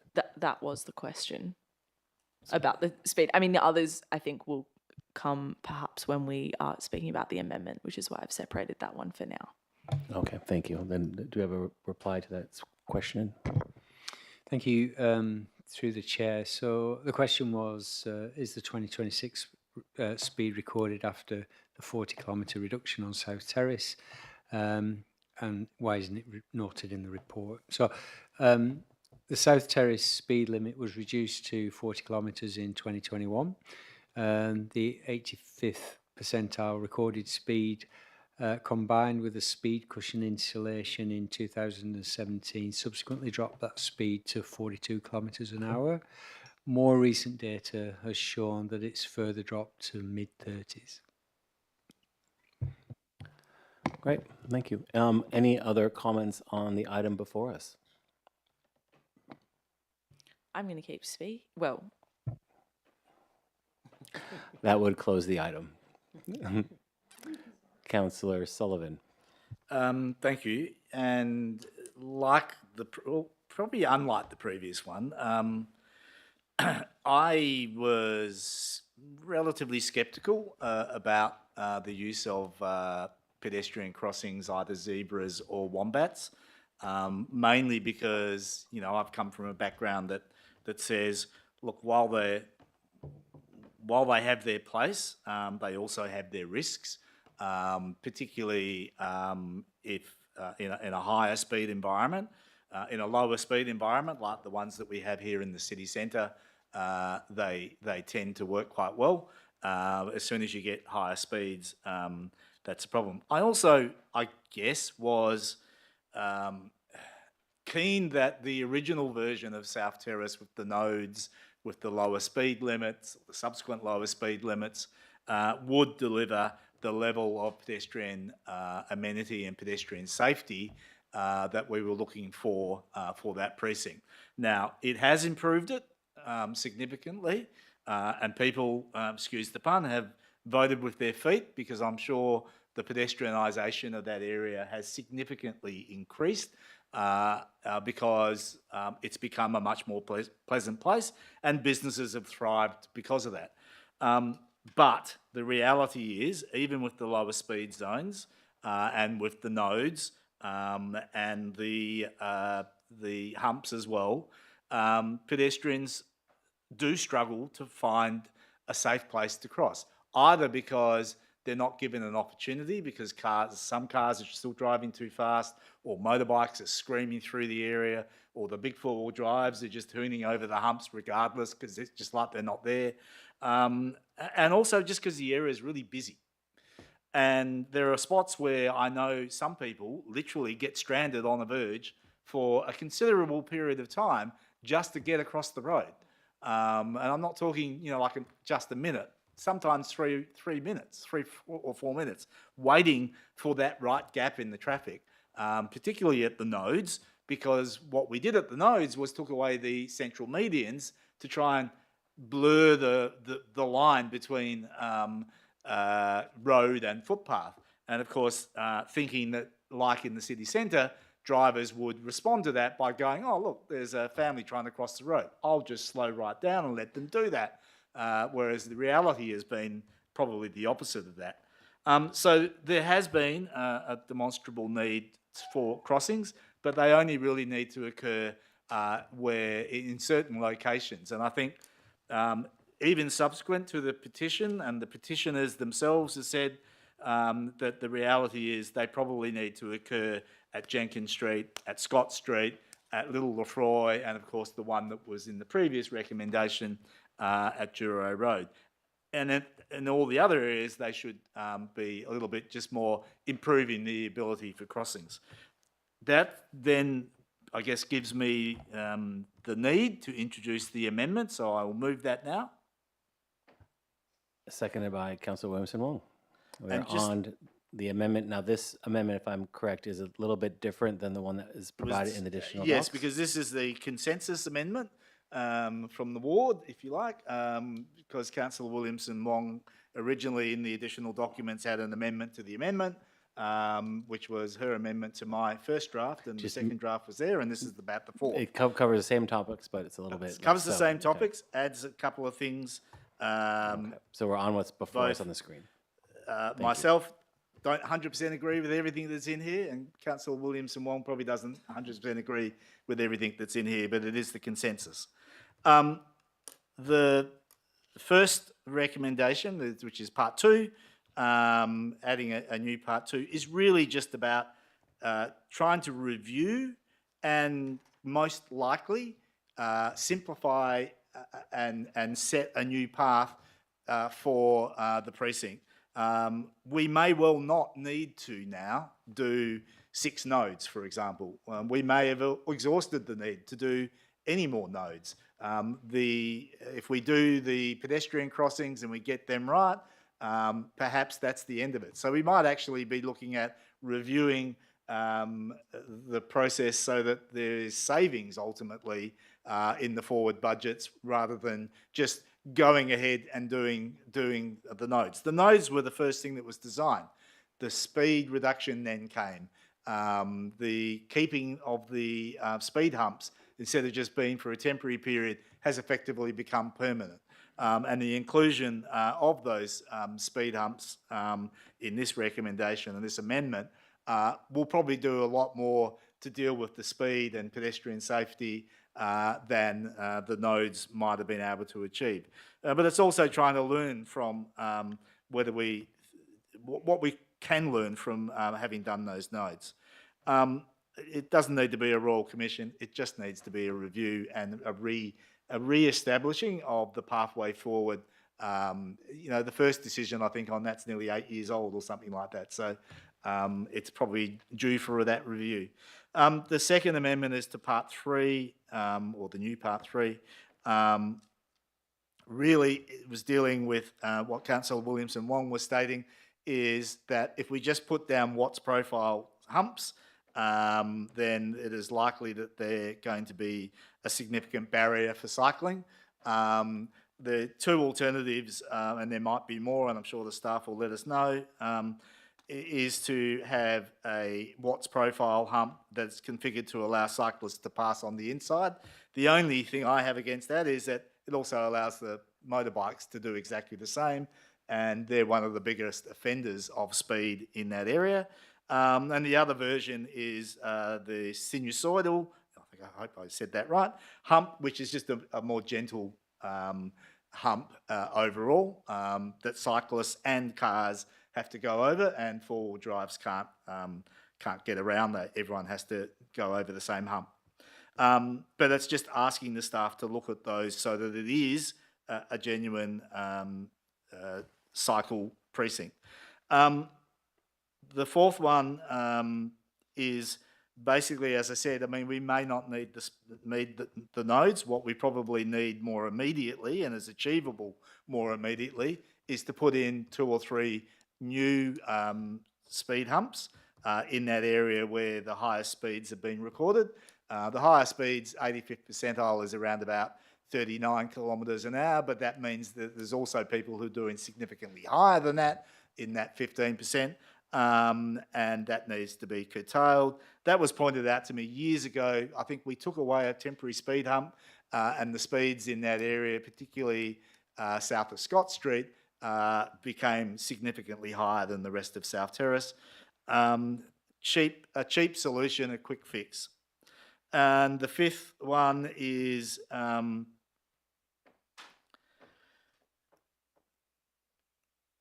just really setting the time frame for this, but also because there was no real time frame in the recommendation, but also trying to simplify the process going forward by setting what the priorities are now for both Marine Terrace and for South Terrace, so that officers can be clear, this is what we want to try and achieve. Don't worry too much about all the other stuff that was in the initial report. Get on with this, and particularly prioritise the South Terrace stuff so that we can have designs for consultation and for budget consideration in a timely manner. And the last one is the identical thing that you just approved in the last motion, which is, can we please just have some planting areas in all designs that we do into the future. So thank you for allowing us to bring this to you, and hope for your support. I do have a question, because I was going through as it was on the screen. I had a real difficult time finding any difference between what is on the screen before us and what is provided in the additional documents. Okay, so Apologise for that. So this is what we're considering is what was printed in the additional. Yeah, I thought it was different, but it's not actually. Okay, It was great. just, I just wanted to make certain that we had the right thing before us. Thank you. Are there any other comments on the amendment that is before us? Councillor Williamson-Wong. Thank you. I've decided that I don't have any questions. Shocking to everyone. Look, I'm very thankful for Councillor Sullivan to put this forward, and I will have brief comments. The number 2, I personally am not confident that nodes have provided pedestrian priority or kind of increased the pedestrianisation. Well, they haven't achieved good pedestrian priority because we are being asked to put further pedestrian priority on those locations where we have nodes. So for me, it doesn't seem that they will be a necessary investment for us going forward as a council. That being said, we do need to have the relevant information before us to make that call, because it's a strategic direction of the city to deliver those projects. So I'm supportive of us doing the work to kind of figure out actually what is the budget that's left in there, what have we used, what has that actually achieved. Councillor Sullivan's touched on some of the other amendments, but I guess from reading the report, to me, it feels clear that we could just kind of get on with it. And the report didn't necessarily pull out those priorities. There were a lot of potential improvement sites, but we could also see when you match that with the community engagement report that there are some clear intersections that could easily be kind of have further intervention. And I also wanted to note a few parts of the community engagement report that I don't think were properly identified in our council report. And 50% of people say that their experience of being a pedestrian in South Fremantle is okay, but 28% of people say that it's awful, which is not a good metric, actually. Safety concerns were raised 85 times, and a lack of safe crossings infrastructure was voiced 70 times. So we know that it's a problem. People are not having a good time. What the community engagement report also did really well was that it showed us clearly which intersections we need to prioritise. And as Councillor Sullivan and I have put in this amendment, that is Scott Street, Jenkins Street and Little Lefroy. Coincidentally, they also happen to be intersections where we will have a node, noting that Scott Street is under black spot funding. I assume if I'm wrong, a director can tell me that I'm wrong. So to me, this seems obvious as the next easy wins and priorities, bringing a report back by September for consideration. Zebra cross, it isn't going to require the infrastructure of a wombat crossing because it is already raised, unless staff come back with a recommendation. Otherwise, I would assume that we would just be looking at putting zebra crossings there, and then as in the amendment, making sure that our priorities on Marine Terrace are those where a railway crossing already exists. There are a number in the report that are where there's just a fence, and so it doesn't appear likely that many people are going to be using those more than they would need to cross where there is already a railway crossing. So those are my comments. I urge you all to support the amendment this evening, and thank you all for, again, coming along with us on the ride. Great. We are on the amendment before us. Councillor Moughlin. Thank you. Yeah, I'm interested, in the amendment. I thank Councillor Sullivan for introducing the proposed review of the nodes. Since my time being on council, the nodes have been spoken about as being the answer for pedestrians in South Terrace, and I think largely they have worked, and they have created an environment which is significantly safer and different to that environment that existed before. So I was somewhat actually shocked that this that the request from the community came for the interventions that are being asked for now, for essentially to paint South Terrace in black and white strips across the entire length of it. And because that's my sense is what is being asked for is like pedestrian crossings initially as part of the petition to, run the length of South Terrace. And that's clearly not something which is, it may be something that people desire, but I don't think it's the best way for us to address this. And, the one thing that Councillor Sullivan's amendment most probably doesn't do as part of this review is understand the effectiveness of those nodes in addressing and improving those outcomes. I think the reports that we understand that the speed limits have reduced and the like, but it doesn't necessarily give us a great understanding of what's actually changed within those environments. I think it's all, feel that we have around that. And I think people's expectations have changed about what they want to see in South Terrace. So this is, maybe a little bit more difficult for me because I think the nodes have worked. And what I would maybe like to see, and I'll just put it back to Councillor Sullivan in moving the amendment, whether there should be a time frame on that report coming back to council such that it is before us receiving the reports on the proposed crossings, and for us to then have that sequentially as part of that decision-making process. So is it something that we could consider that we get that report back to council on the nodes, and whether it's at the same time or rather, I don't want it to be after us receiving the information back on the crossings themselves, and we make a decision around that and go, sort of ask about, for want of a better term. So put that to Councillor Sullivan, whether it'd be willing to consider us putting a date on the report, which is prior to the reports coming back on the crossings themselves. I'm I'll assuming ask the question on that to perhaps the CEO to give some guidance. Yes, please. Because essentially you're asking for a time frame for both the zebra wombat crossing considerations and also the review of the nodes to come back.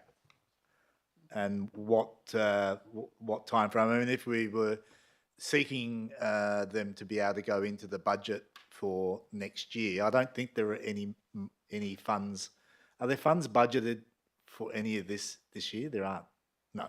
So we will be talking about next financial year. So presumably later this year.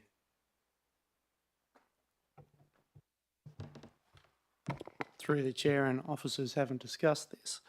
But I would say if that was the case, you'd want to push back the Part 5 probably towards the end of the year as well, and ask for both reports to come back at the same time.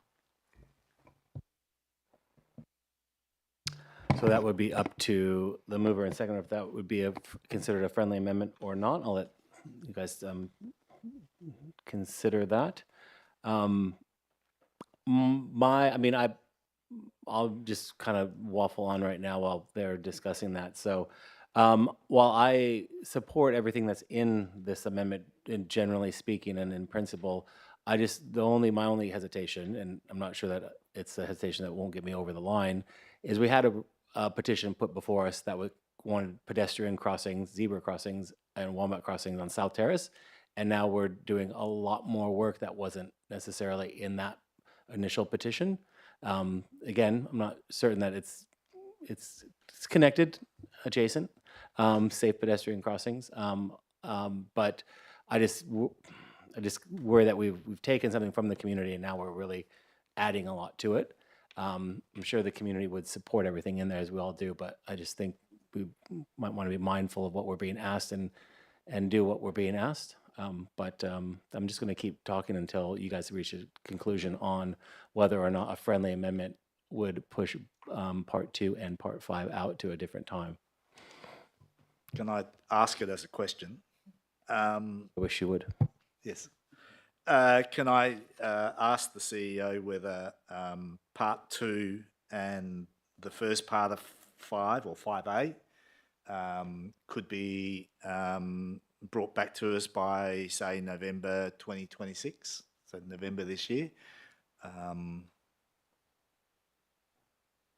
I mean, obviously in making a recommendation, you can always bring a report back saying you haven't quite got there and you need to keep working, but I think the community would probably need to see something by then.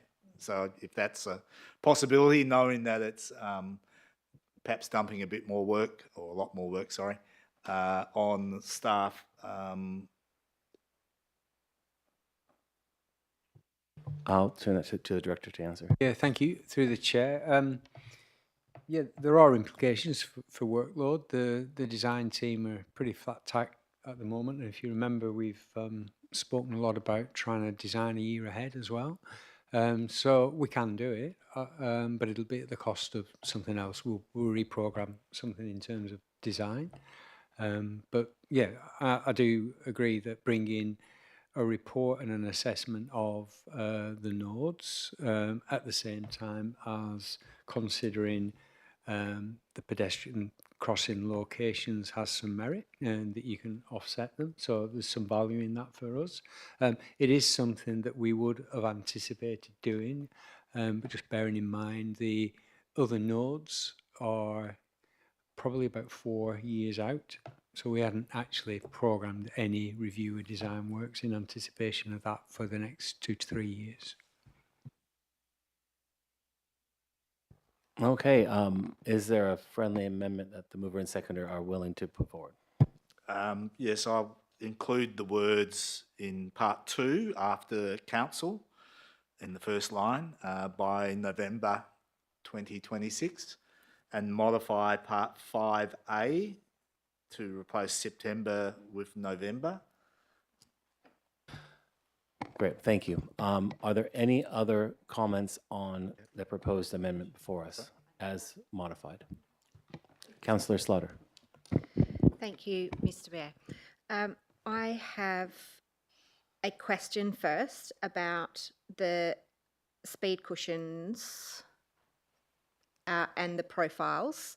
In particular, if we flatten them out too much to make them better for cyclists, if it completely negates their effect as a speed hump in slowing cars, and if there is some combination or similar to outside Hilton Primary School where you have reasonably slow bump but a width on either side of the lane that the bike doesn't have to go over the speed hump. Is that's in my reading not a Watts profile, but it's a Watts profile with gaps. I don't know what that's called. As opposed to a sinusoidal hump which is even flatter than a Watts profile. Is that correct? Yep, I'm getting a nod. So a sinusoid. Yeah, Okay. It's not. It's not a trapezoidal. Yep, that's a different one again. I'm trying to ascertain whether changing the shape of a speed hump for a more comfy bike ride is the way forward if we're looking to both slow traffic as well as getting a comfortable ride down the street. Is there a comment perhaps on the effect of the shape of the speed hump on speed? I'll hand it to the director. Thank you. Through the chair, I think I'd probably just take that on notice because we need to look at the locations of where the speed humps are going. So there could be opportunities for a Watts profile with a sideline channel for a cycle lane that doesn't allow vehicles or motorcycles to go through quite as easy. So I think it'd be a little bit subjective as we go through that evaluation process. That's what I thought. It's not a straightforward answer. I thought that was going to be the case. My other comment is really that two of the identified most used crossings and most requested pedestrian crossings have nodes at Little Lefroy and Jenkins Street. They already have different colour paving and paint on the floor, and yet the community is asking for a better way to cross the road, a safer crossing point.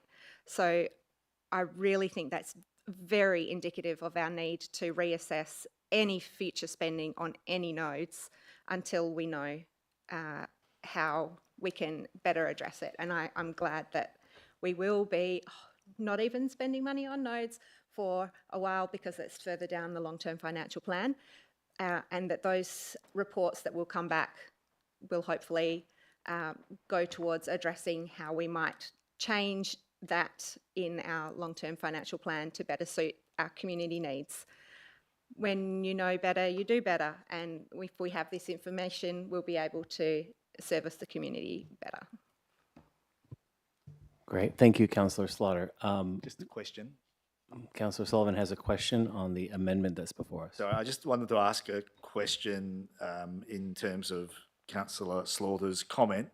Would it be appropriate for part 3 to have at the end be subject to final approval by council so that the sort of information, the discussion about the profile in different location comes back to the council because it is a very sensitive issue and we do need to get it right because every different version of vehicle has a different way of responding to a speed hump. And some of the people who are doing the hooning through the area have very low slung cars, and the sinusoidal one will be fine for them, but the four-wheel drives currently just go straight over the top of it. If you put gaps in them, they'll still be doing that. Same with the motorbike. So it would be helpful, I think, for council to have the professional input to go, which version works? I'm really hesitant for council to be debating the profile of speed humps against the officer's recommendation. I think if we start talking about in this chamber the size and the different debates about the size of speed humps, I think we're probably not talking about the right things. So I'm just gonna reject that because I think that's just too much in the weeds for the council to be debating. If I can, I apparently can do that. So you're, saying it's not a minor amendment? That's what I'm saying. Sorry, tried to help. Councillor Graham. Yeah, thanks, Mr. Mayor. Look, you sort of hit the nail on the head. More than happy with the officer's recommendation. Very simple, 1, 2 and 3, straightforward. Yes, give it all a tick. And now we end up with 2 pages of green and we're getting amendments and amendments at the 11th hour. I mean, surely to goodness, the officer's recommendation says it all.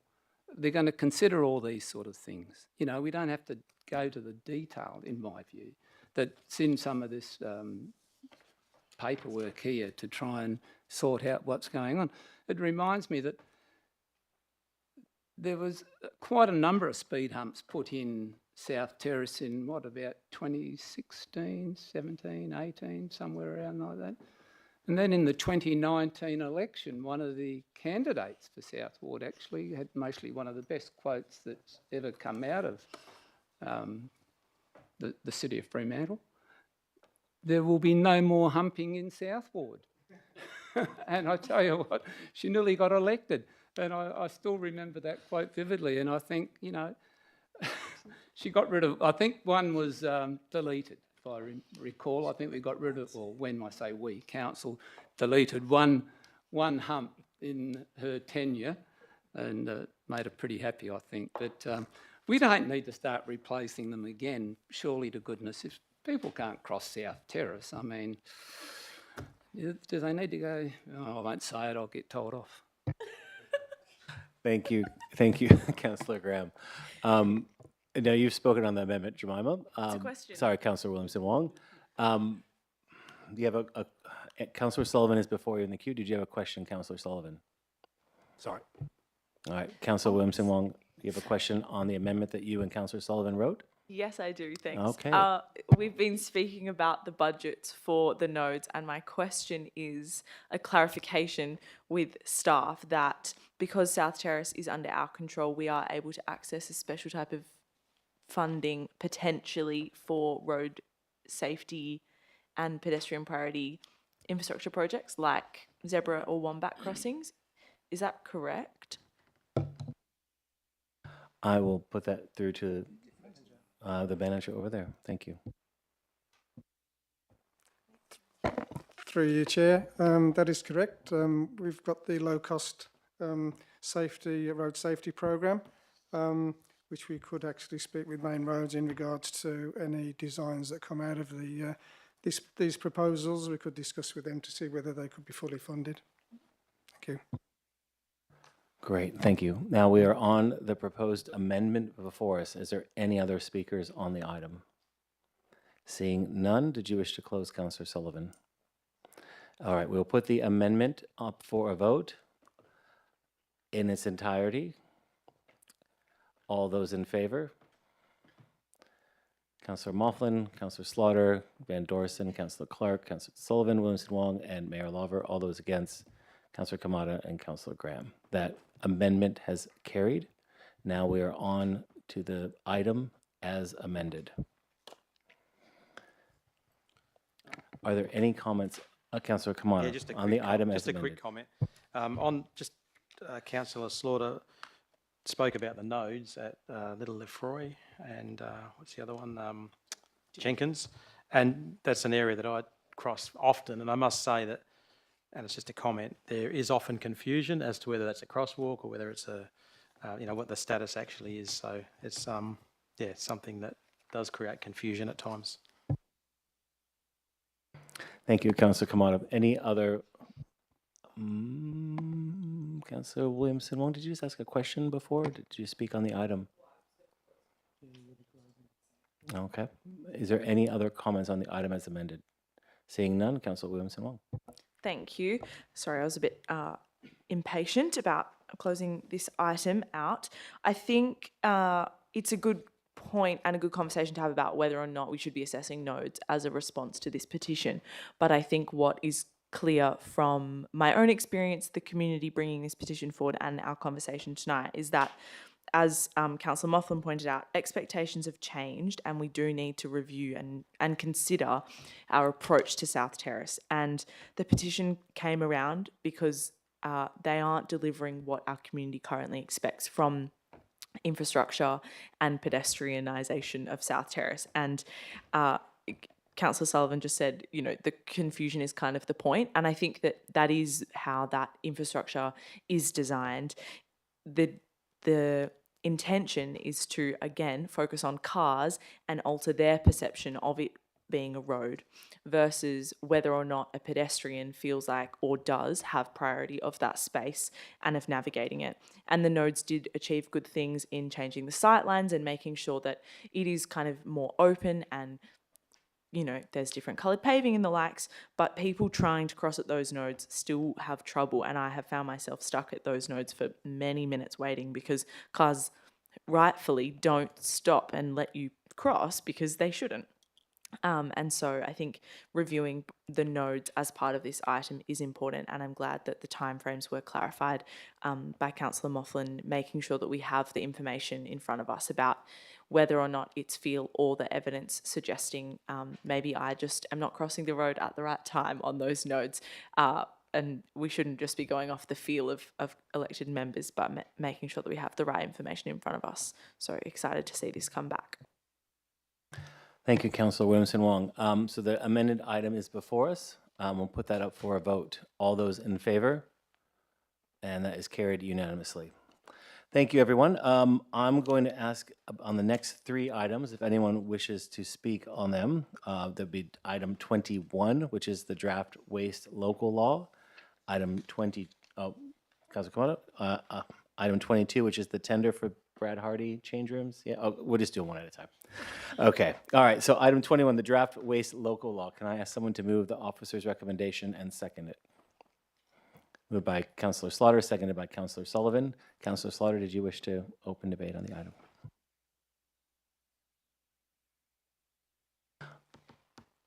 Councillor Kamado, did you wish to make a comment? Yeah, thank you, Mr. Mayor. I was very pleased to hear Mr. Tattersalls' comments in regards to commitment to recycling and education being the most important thing in this process, and that penalties be the last resort, because the last thing I want to see come out of this is a waste Gestapo. And I think that's what the community are scared of, and I just think that's really important to keep in mind. Councillor Clark. Yeah, I share similar views with Councillor Kamada, and thanks for that clarification. I just had, I'm actually really looking forward to some situations where commercial businesses are leaving their bins out on the road and they are overfilling and they look absolutely horrendous, particularly on the weekends. And I did have a question in relation to the fines, just to clarify. For example, they're a West End residents, so it's the high traffic area, they're directly across from backpackers, and this is something that I've witnessed quite some time ago, but they have to put their bins out, they put them out the last minute, but then all the backpackers fill whichever bin, they don't care, they don't understand the bin lids, and they overflow them and they're full. And I had noticed that a notice had been put on top of one of those bins saying, "You're not doing the right thing." Only to come by later that day or the next day to see the resident had then put a notice on top to say, "Well, try controlling it in a street like this," sort of thing. So in that situation, what would happen? To the Thank director. you, through the chair. I think, as I said earlier, it's not a one strike and you're out sort of thing. Where situations like that arise, that's a flag for us to get involved and to start proactively talking to the residents and thinking about how we might deal with it. So there'll be different types of scenarios and influences. Every little bit, they're all a little bit different, and different resident groups and residents are more or less receptive to our approach as well. So what we want to try and do is use that as a lever to get in and talk to them. If there are, and there are often issues with third parties, then we can work with the residents to see how we might be able to mitigate that through different ways of presentation or us monitoring that in a different way as well. So we'll just try to be agile, but I think the most important thing is it's about engagement, it's about talking to people and them liaising with us. That's the real driver for us. Great. Councillor Kamara? Yeah, I've got a question, so I know I can't go again otherwise. Yeah, it's just, bear with me, it's for clarification. It says in point 1 that we endorse this model without modification. So if we endorse this without modification, does that mean after the submission process, which I'm looking forward to, that that we can't change what's in that particular model? Can you clarify that, please? Yeah, through the chair. That's correct. We would, if we do make changes to this model local law, we'll have to go through the process again, which is quite significant. And I'll just add that Subiaco, Kwinana, Bayswater, Mosman Park, Cottesloe, Bunbury, and Perth, and maybe more local councils have all adopted the same WALGO. It's a model law, yeah. Yep. So. And just because things have to maybe go back out for consultation, if we need to do that to get it right, that's something that I think we're all prepared to maybe do. So, any other comment on Councillor Graham? Yeah, just quickly, Mr. Mayor, thank you. Yeah, look, I had a look at this one, and there's a lot of don'ts, isn't there? You're not allowed to do anything. It's almost to the point that I'm afraid to go out tonight and put the bins out in case I've got something wrong in them.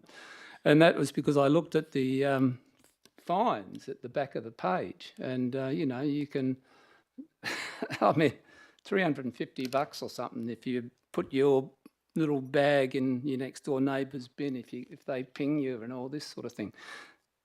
So I mean, I just don't get it. You know, if that's if the model law says that and we can't change that, I mean, what's the point really of going out for public comment in some respects, because you know the penalties are draconian. We're just going to, I don't know. I find it bizarre. There are lots of potential penalties in the model law. You're correct. Yeah, such as yeah. I'm speaking again, but there's nothing in there to say, look, we encourage recycling. We want you to use your green bins and yellow bins and all this. It just goes straight into, goes for your throat. Yeah, Councillor Graham, thank you for that.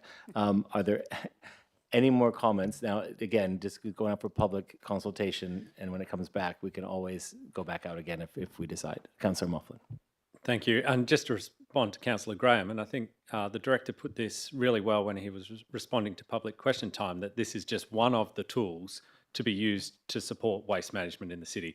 And I would think that the enforcement action is the last resort, and we invest so much time and effort already in education, and we would continue to do so. This is just providing us the mechanism to deal with recalcitrants, essentially, rather than the everyday person who is trying to do their best and may make a genuine mistake.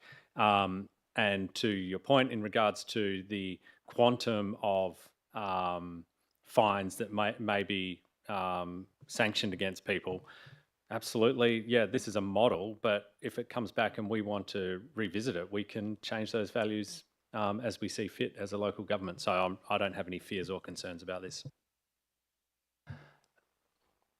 Any other comment?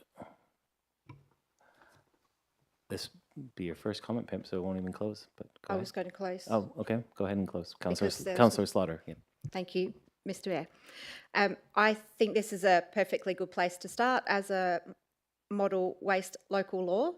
I'm very pleased that it gives flexibility for future things that may be determined as recyclables. It gives us that any other waste as determined by the city to be recycling. So it is fit for the future, and as waste evolves over time, I'm sure that we will perhaps have to remain flexible, but it is already a flexible law in that regard. I I think there may be some formatting errors before it goes out to advertising, and I'm getting a nod, so I'm glad that those have already been picked up, because error reference source not found is not a great way to be communicating with our public. And on point 3, with the further report being brought back to council after the public submission period for final consideration, again, it's a great litmus test to see who is engaging with us and their thoughts on future potential penalties. But this is just a local law that will set aside a policy and other documents that will help inform people and educate along the way. So I'm very happy with this going forward. Thank you, Councillor Slaughter. And we'll put the item up for a vote. All those in favour? That's carried unanimously. Great. On to item number 22, the tender for the Brad Hardy Club Rooms refurbishment. Can I ask someone to move and second the officer's recommendation? Moved by Councillor Graham, seconded by Councillor Kamada. Councillor Graham, did you wish to start that discussion? Are there any other Councillor Kamada? Yeah, very, very quickly. It was just good to see Connor come in today and just express what he needed to say. And I know that we will do everything we can to ensure that we can get that club back to Dick Lawrence, because I know they're having a tough time there at the moment, and they're a very important club to our community. Thank you. Thank you for that, Councillor Kamada. Any other comments on the item? Seeing none, we'll put that up for a vote. All those in favour? That's carried unanimously. Item 23, the tender for agency labour hire. Moved by Councillor Moughlin, seconded by Councillor Williamson-Wong. Councillor Moughlin, did you wish to open discussion? Any other comment? Seeing none, we'll put that up for a vote. All those in favour? And that is carried unanimously. Now we're on to item 24, which is the council and committee meeting structure review.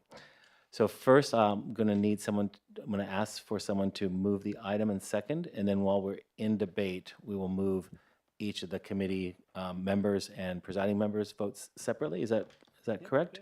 Or do we have to approve it and then do it? Okay, so we'll open the item and then we'll call for nominations. If there needs to be a separate vote because there's more people, then we'll worry about that at that time. So would someone like to move the council and committee meeting structure review and second the item, the officer's recommendation? Councillor Moughlin moves, seconded by Councillor Williamson-Wong. Councillor Moughlin, no? All right, any comments on the item before we get to the committee? Councillor Van Dorsen. Just a question, sorry, are we moving straight to committee? We're not, I know you said, but yeah, I actually don't support this, so yeah, just wondered, I don't know if everyone else, is it just a given that everyone supports changing this structure as proposed? And yeah, I just... Yeah, so we can Or do we move go it, through call and for then vote? nominations and the item, and then we can speak against it as well. Yep. Okay, yeah. Yep.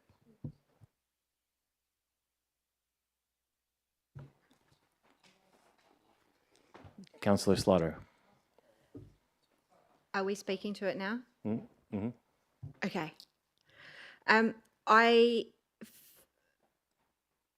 I have enjoyed thinking this through informal elected member meetings and talking it out.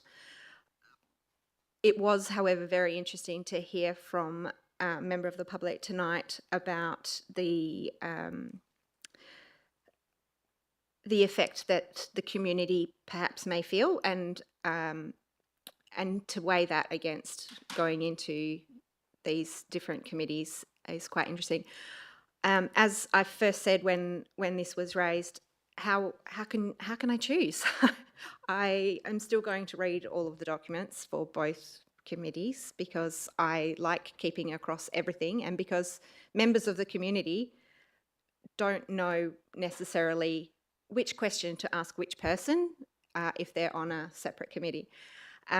However, from talking to past councillors who have worked under the committee system, including current councillors who have been around and done it differently before, it does seem like a reasonable way to proceed forward, to dig deeper.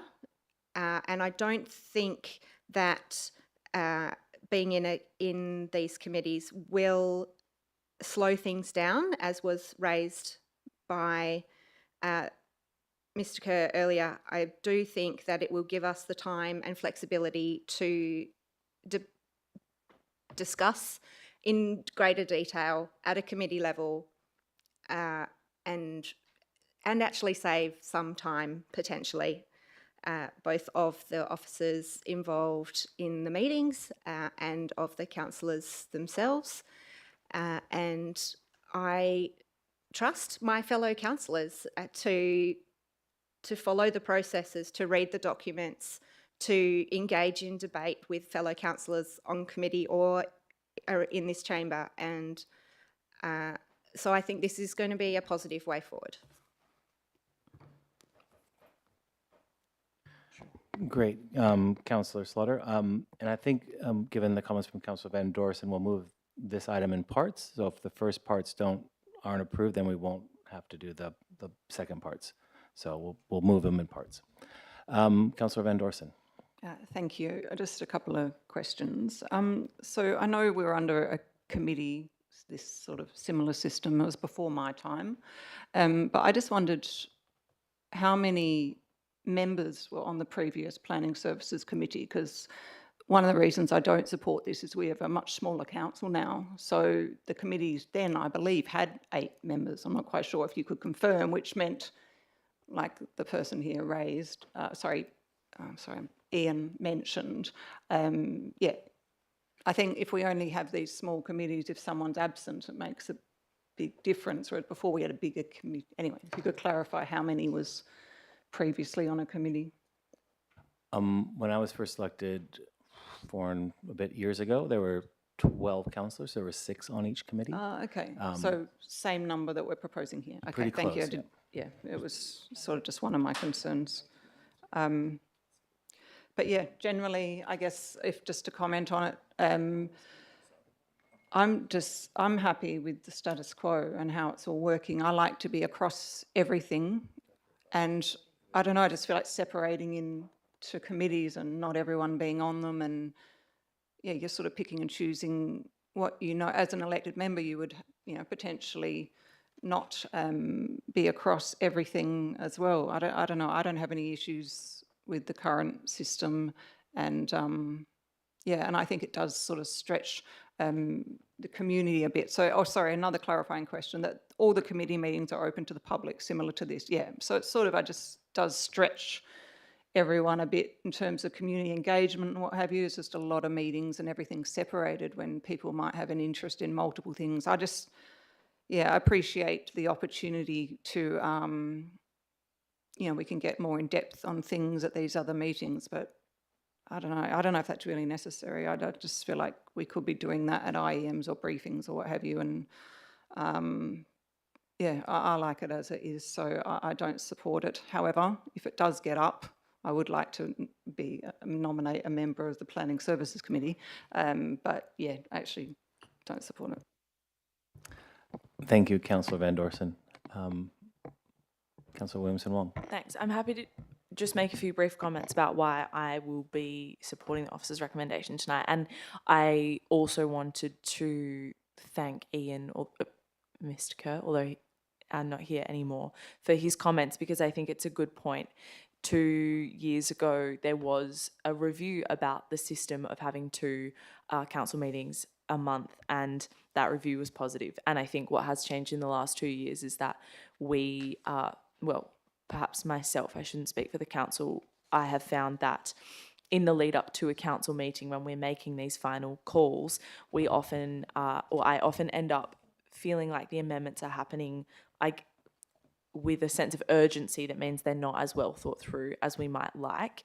And that also the space for us to have informal briefings about issues that we need to consider as a council are perhaps not, that there's no opportunity for us to discuss kind of new issues that come up because there are so many matters that we can bring to a committee rather than through a committee process, to allow us as a group of decision makers to have kind of two discussions about this. And yes, we will be delegating some of our authority to committees and to allow them to make decisions that will not, as Councillor Slaughter pointed out, prohibit us from being across it all. And it also, I believe, doesn't it doesn't over-delegate, which I think it was my main concern about us moving to a committee structure. And I did want to seek a clarification from staff that within the delegation, I couldn't see this specifically in the documents, but to clarify that, as I understood it, if a committee was considering an item and one of those committee members had felt that it should be referred to a full council decision, that it would only require one of those committee members to then refer it back up, which I think is a good measure for us to have, especially considering the size of our committees being smaller than perhaps previously. But if I could get a clarification on that and how that is set out, that would be good. Thanks. I'll turn over to the Manager of Governance. Through the chair. That's actually part of our meeting procedures policy. So under that policy, a member can request for it to be referred to council for a decision, and then it needs to be supported by another member.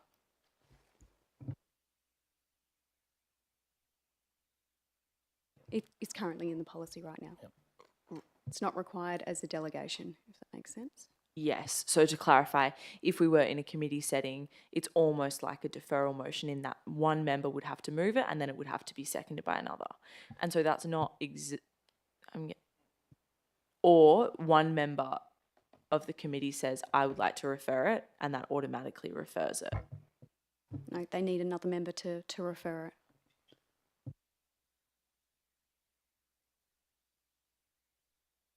Sorry, through the chair. That is how we discussed it at the IM. It can be changed, but the policy isn't up for discussion tonight. It's just the setting up of committees first.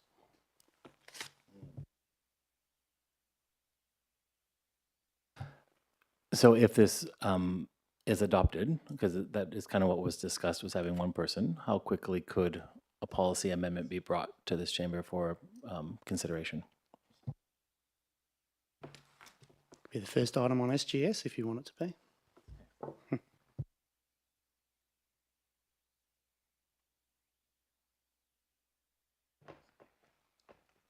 Do you have a question, Councillor Williamson-Wong? I do, thank you. Just, I guess, returning to that point, I do see it as important that that would be part of the structure. I understand that that's not what we're discussing tonight, but I just want to clarify that moving to a committee structure, it is possible for us to have a policy that allows for, and perhaps this is not the discussion for now, but I would like to know whether or not it would be possible for a policy to allow one committee member to refer it to a full council rather than requiring two. Through the chair, the council policy on meeting procedures is a council policy which you can amend as you like. Perhaps before we jump into the new world of committees, we should consider deferring this item so we can get our policies in line with what people may want. Because that, I think Councilor Williamson-Wong makes a good point. It did require two people previously on committees to refer something to council, but with reduced numbers, that may make that really, really difficult. So and if we approve this tonight, there might be even a little gap where that requirement is still in place before we can change the policy. So perhaps a deferral might be in order. Through the chair, we can bring the policy back for a conversation in June if that's what council would like. I don't feel like this is the deal breaker tonight. So, yeah, committee meetings don't start till July. If council want to amend the policy, that's fine. Councillor Sullivan or Councillor Williamson-Wong, another Thanks. question? I'm just going to clarify. I'm not suggesting that we defer this item, and I am in support. I just wanted a clarification around that. And I agree that it's not the conversation we'll be having tonight and that we should move forward with a decision. And I'm very supportive of us moving forward with this structure. Any other, Councillor Sullivan? Yeah, thank you. And I would just highlight that in my 21 years of experience of committees and only 2 years experience of not having them, In terms of items being referred to full council, even under the previous system where I believe we, required 2 people to refer it, I simply do not remember ever a single incidence where a single councillor put up their hand and said, I want it referred, and another councillor or the presiding member didn't support them, even if they didn't necessarily agree, except in a circumstance where it was really clear that the councillor was just being pig-headed and vexatious about it. Right? So in my experience, committees work it out. If someone has a valid reason for something going forward to council, and it's often about giving the applicant more time or giving the neighbours more opportunity to have a say because they weren't going to be aware of, a change or whatever, that elected members are very responsible in doing that. Excuse me. I would also, when we went from committees, I was fairly reluctant, probably simply because I'd been doing them for so long. I thought they worked well, but I was also recognising that council was continuously changing in terms of size and function, and was very happy to go along with the consensus view at the time that we should trial it. I think we have trialled it quite well. I think there are pros and cons either way. I don't necessarily agree with Ian Kerr's sense that this system is so much better than the other system. There are absolutely merits in committees.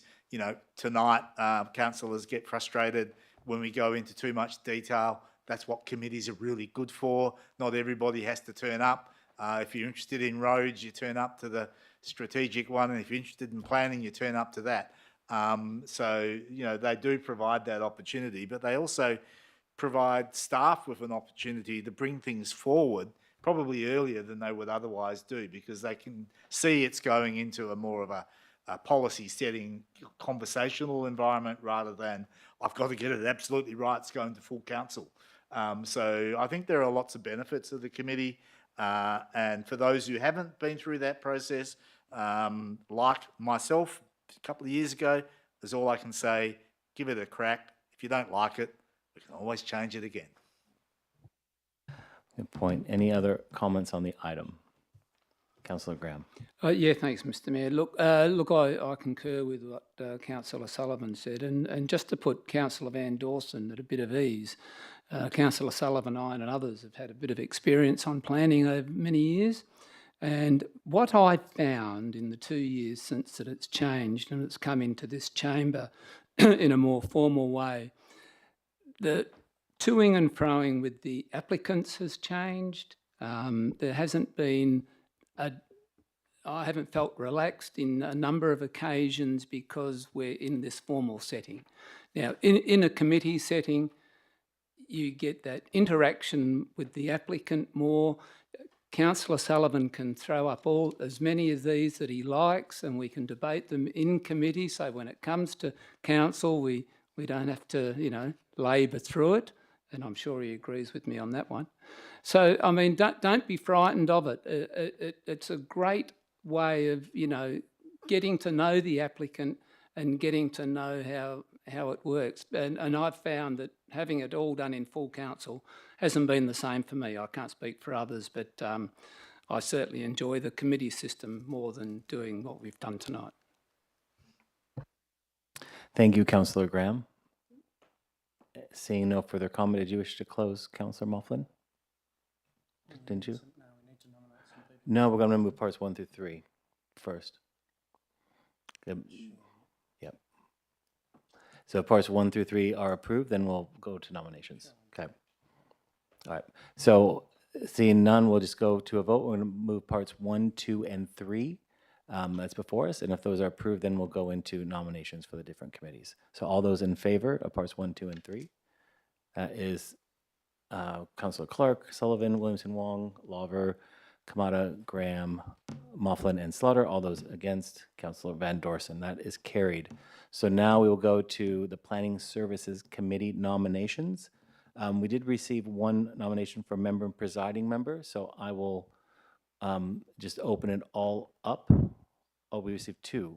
Well, I just got one here. All right, so we have two nominations for presiding member and member. So I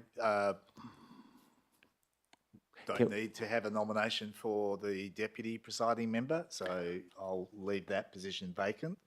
And my suggestion would be that we go to a vote for presiding member, and whoever comes second might be deputy. I'm just going to ask, is there anyone else that wishes to nominate for this committee? So this is a carbon copy of the current planning framework committee, and that was just put in the agenda. But if there's anyone else who is interested in serving on this committee, have nominations open now. Seeing none, then we've got it just perfect.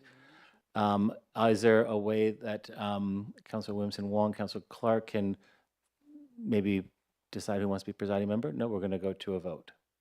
Is it a secret ballot? Okay. So we're going to vote for the presiding. Everyone votes, not just the committee members, for the presiding member. You could do the other one.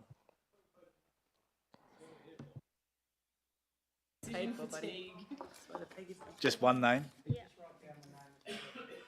And, okay.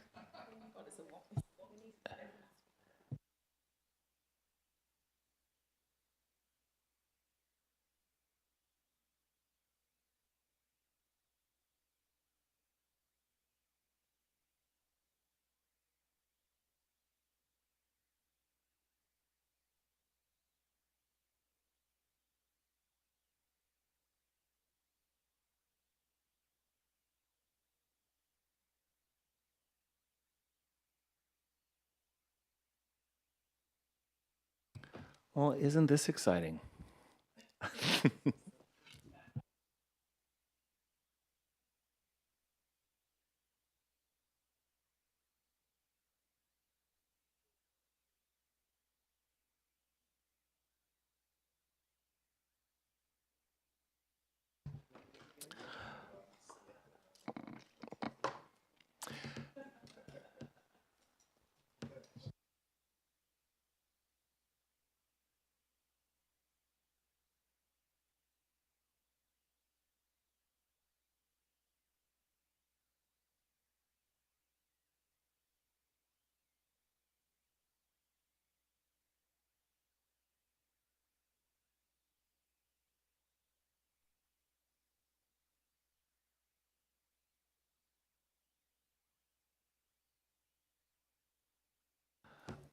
Well, that was an extremely close vote.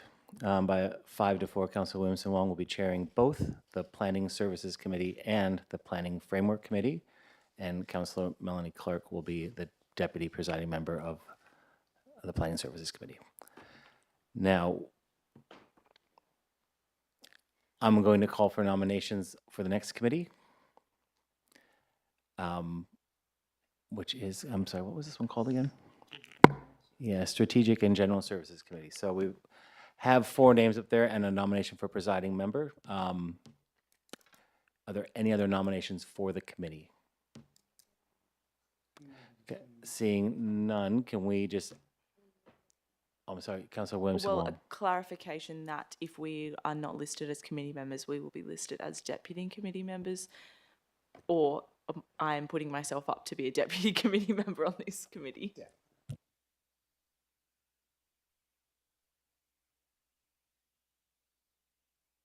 Yeah, is council happy for members who are not on the committee to be put in as a deputy member? Now, you're a deputy member against a certain person as well. It's not a general pool, but Councillor Graham. Well, I mean, there's a bit from left field, that one, but if there was going to be a deputy on this committee, I would be supporting Councillor Slaughter.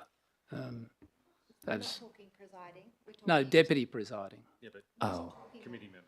No, we're talking about the committee I members. thought you said deputy presiding. Deputy, I meant deputy committee member. Sorry, it is getting a bit late. Okay.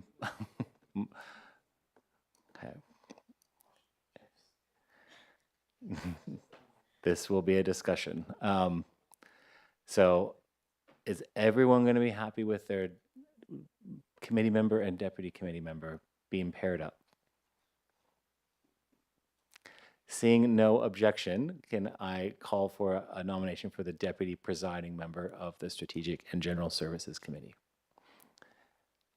Councillor Slaughter, any other nominations? No, seeing none, great. This one was a little less exciting, but that's okay. Now, we've got committee members and deputy members for both committees. So I will ask that, basically we'll move the rest of the item as it is before us. All those in favor? And that's carried unanimously. Whew, got through that one. And only a handful more items to go, everyone. Okay. Item 25 is the Walga South Metropolitan Zone April meeting information report. Can I ask for a mover and seconder? Moved by Councillor Sullivan, seconded Councillor Slaughter. Any discussion? Seeing none, all those in favor? That's carried unanimously. Are there any comments on the remaining items? Items 26, 27, 28, or 29? Seeing no, Councillor Sullivan moved those 4 items en bloc. Councillor Clark seconded. All those in favor? That's carried unanimously. And there's no motions of which previous notice had been given. There's seen no urgent business, no late items, no confidential business. We close the meeting at exactly 8:30 p.m. Good work, everyone.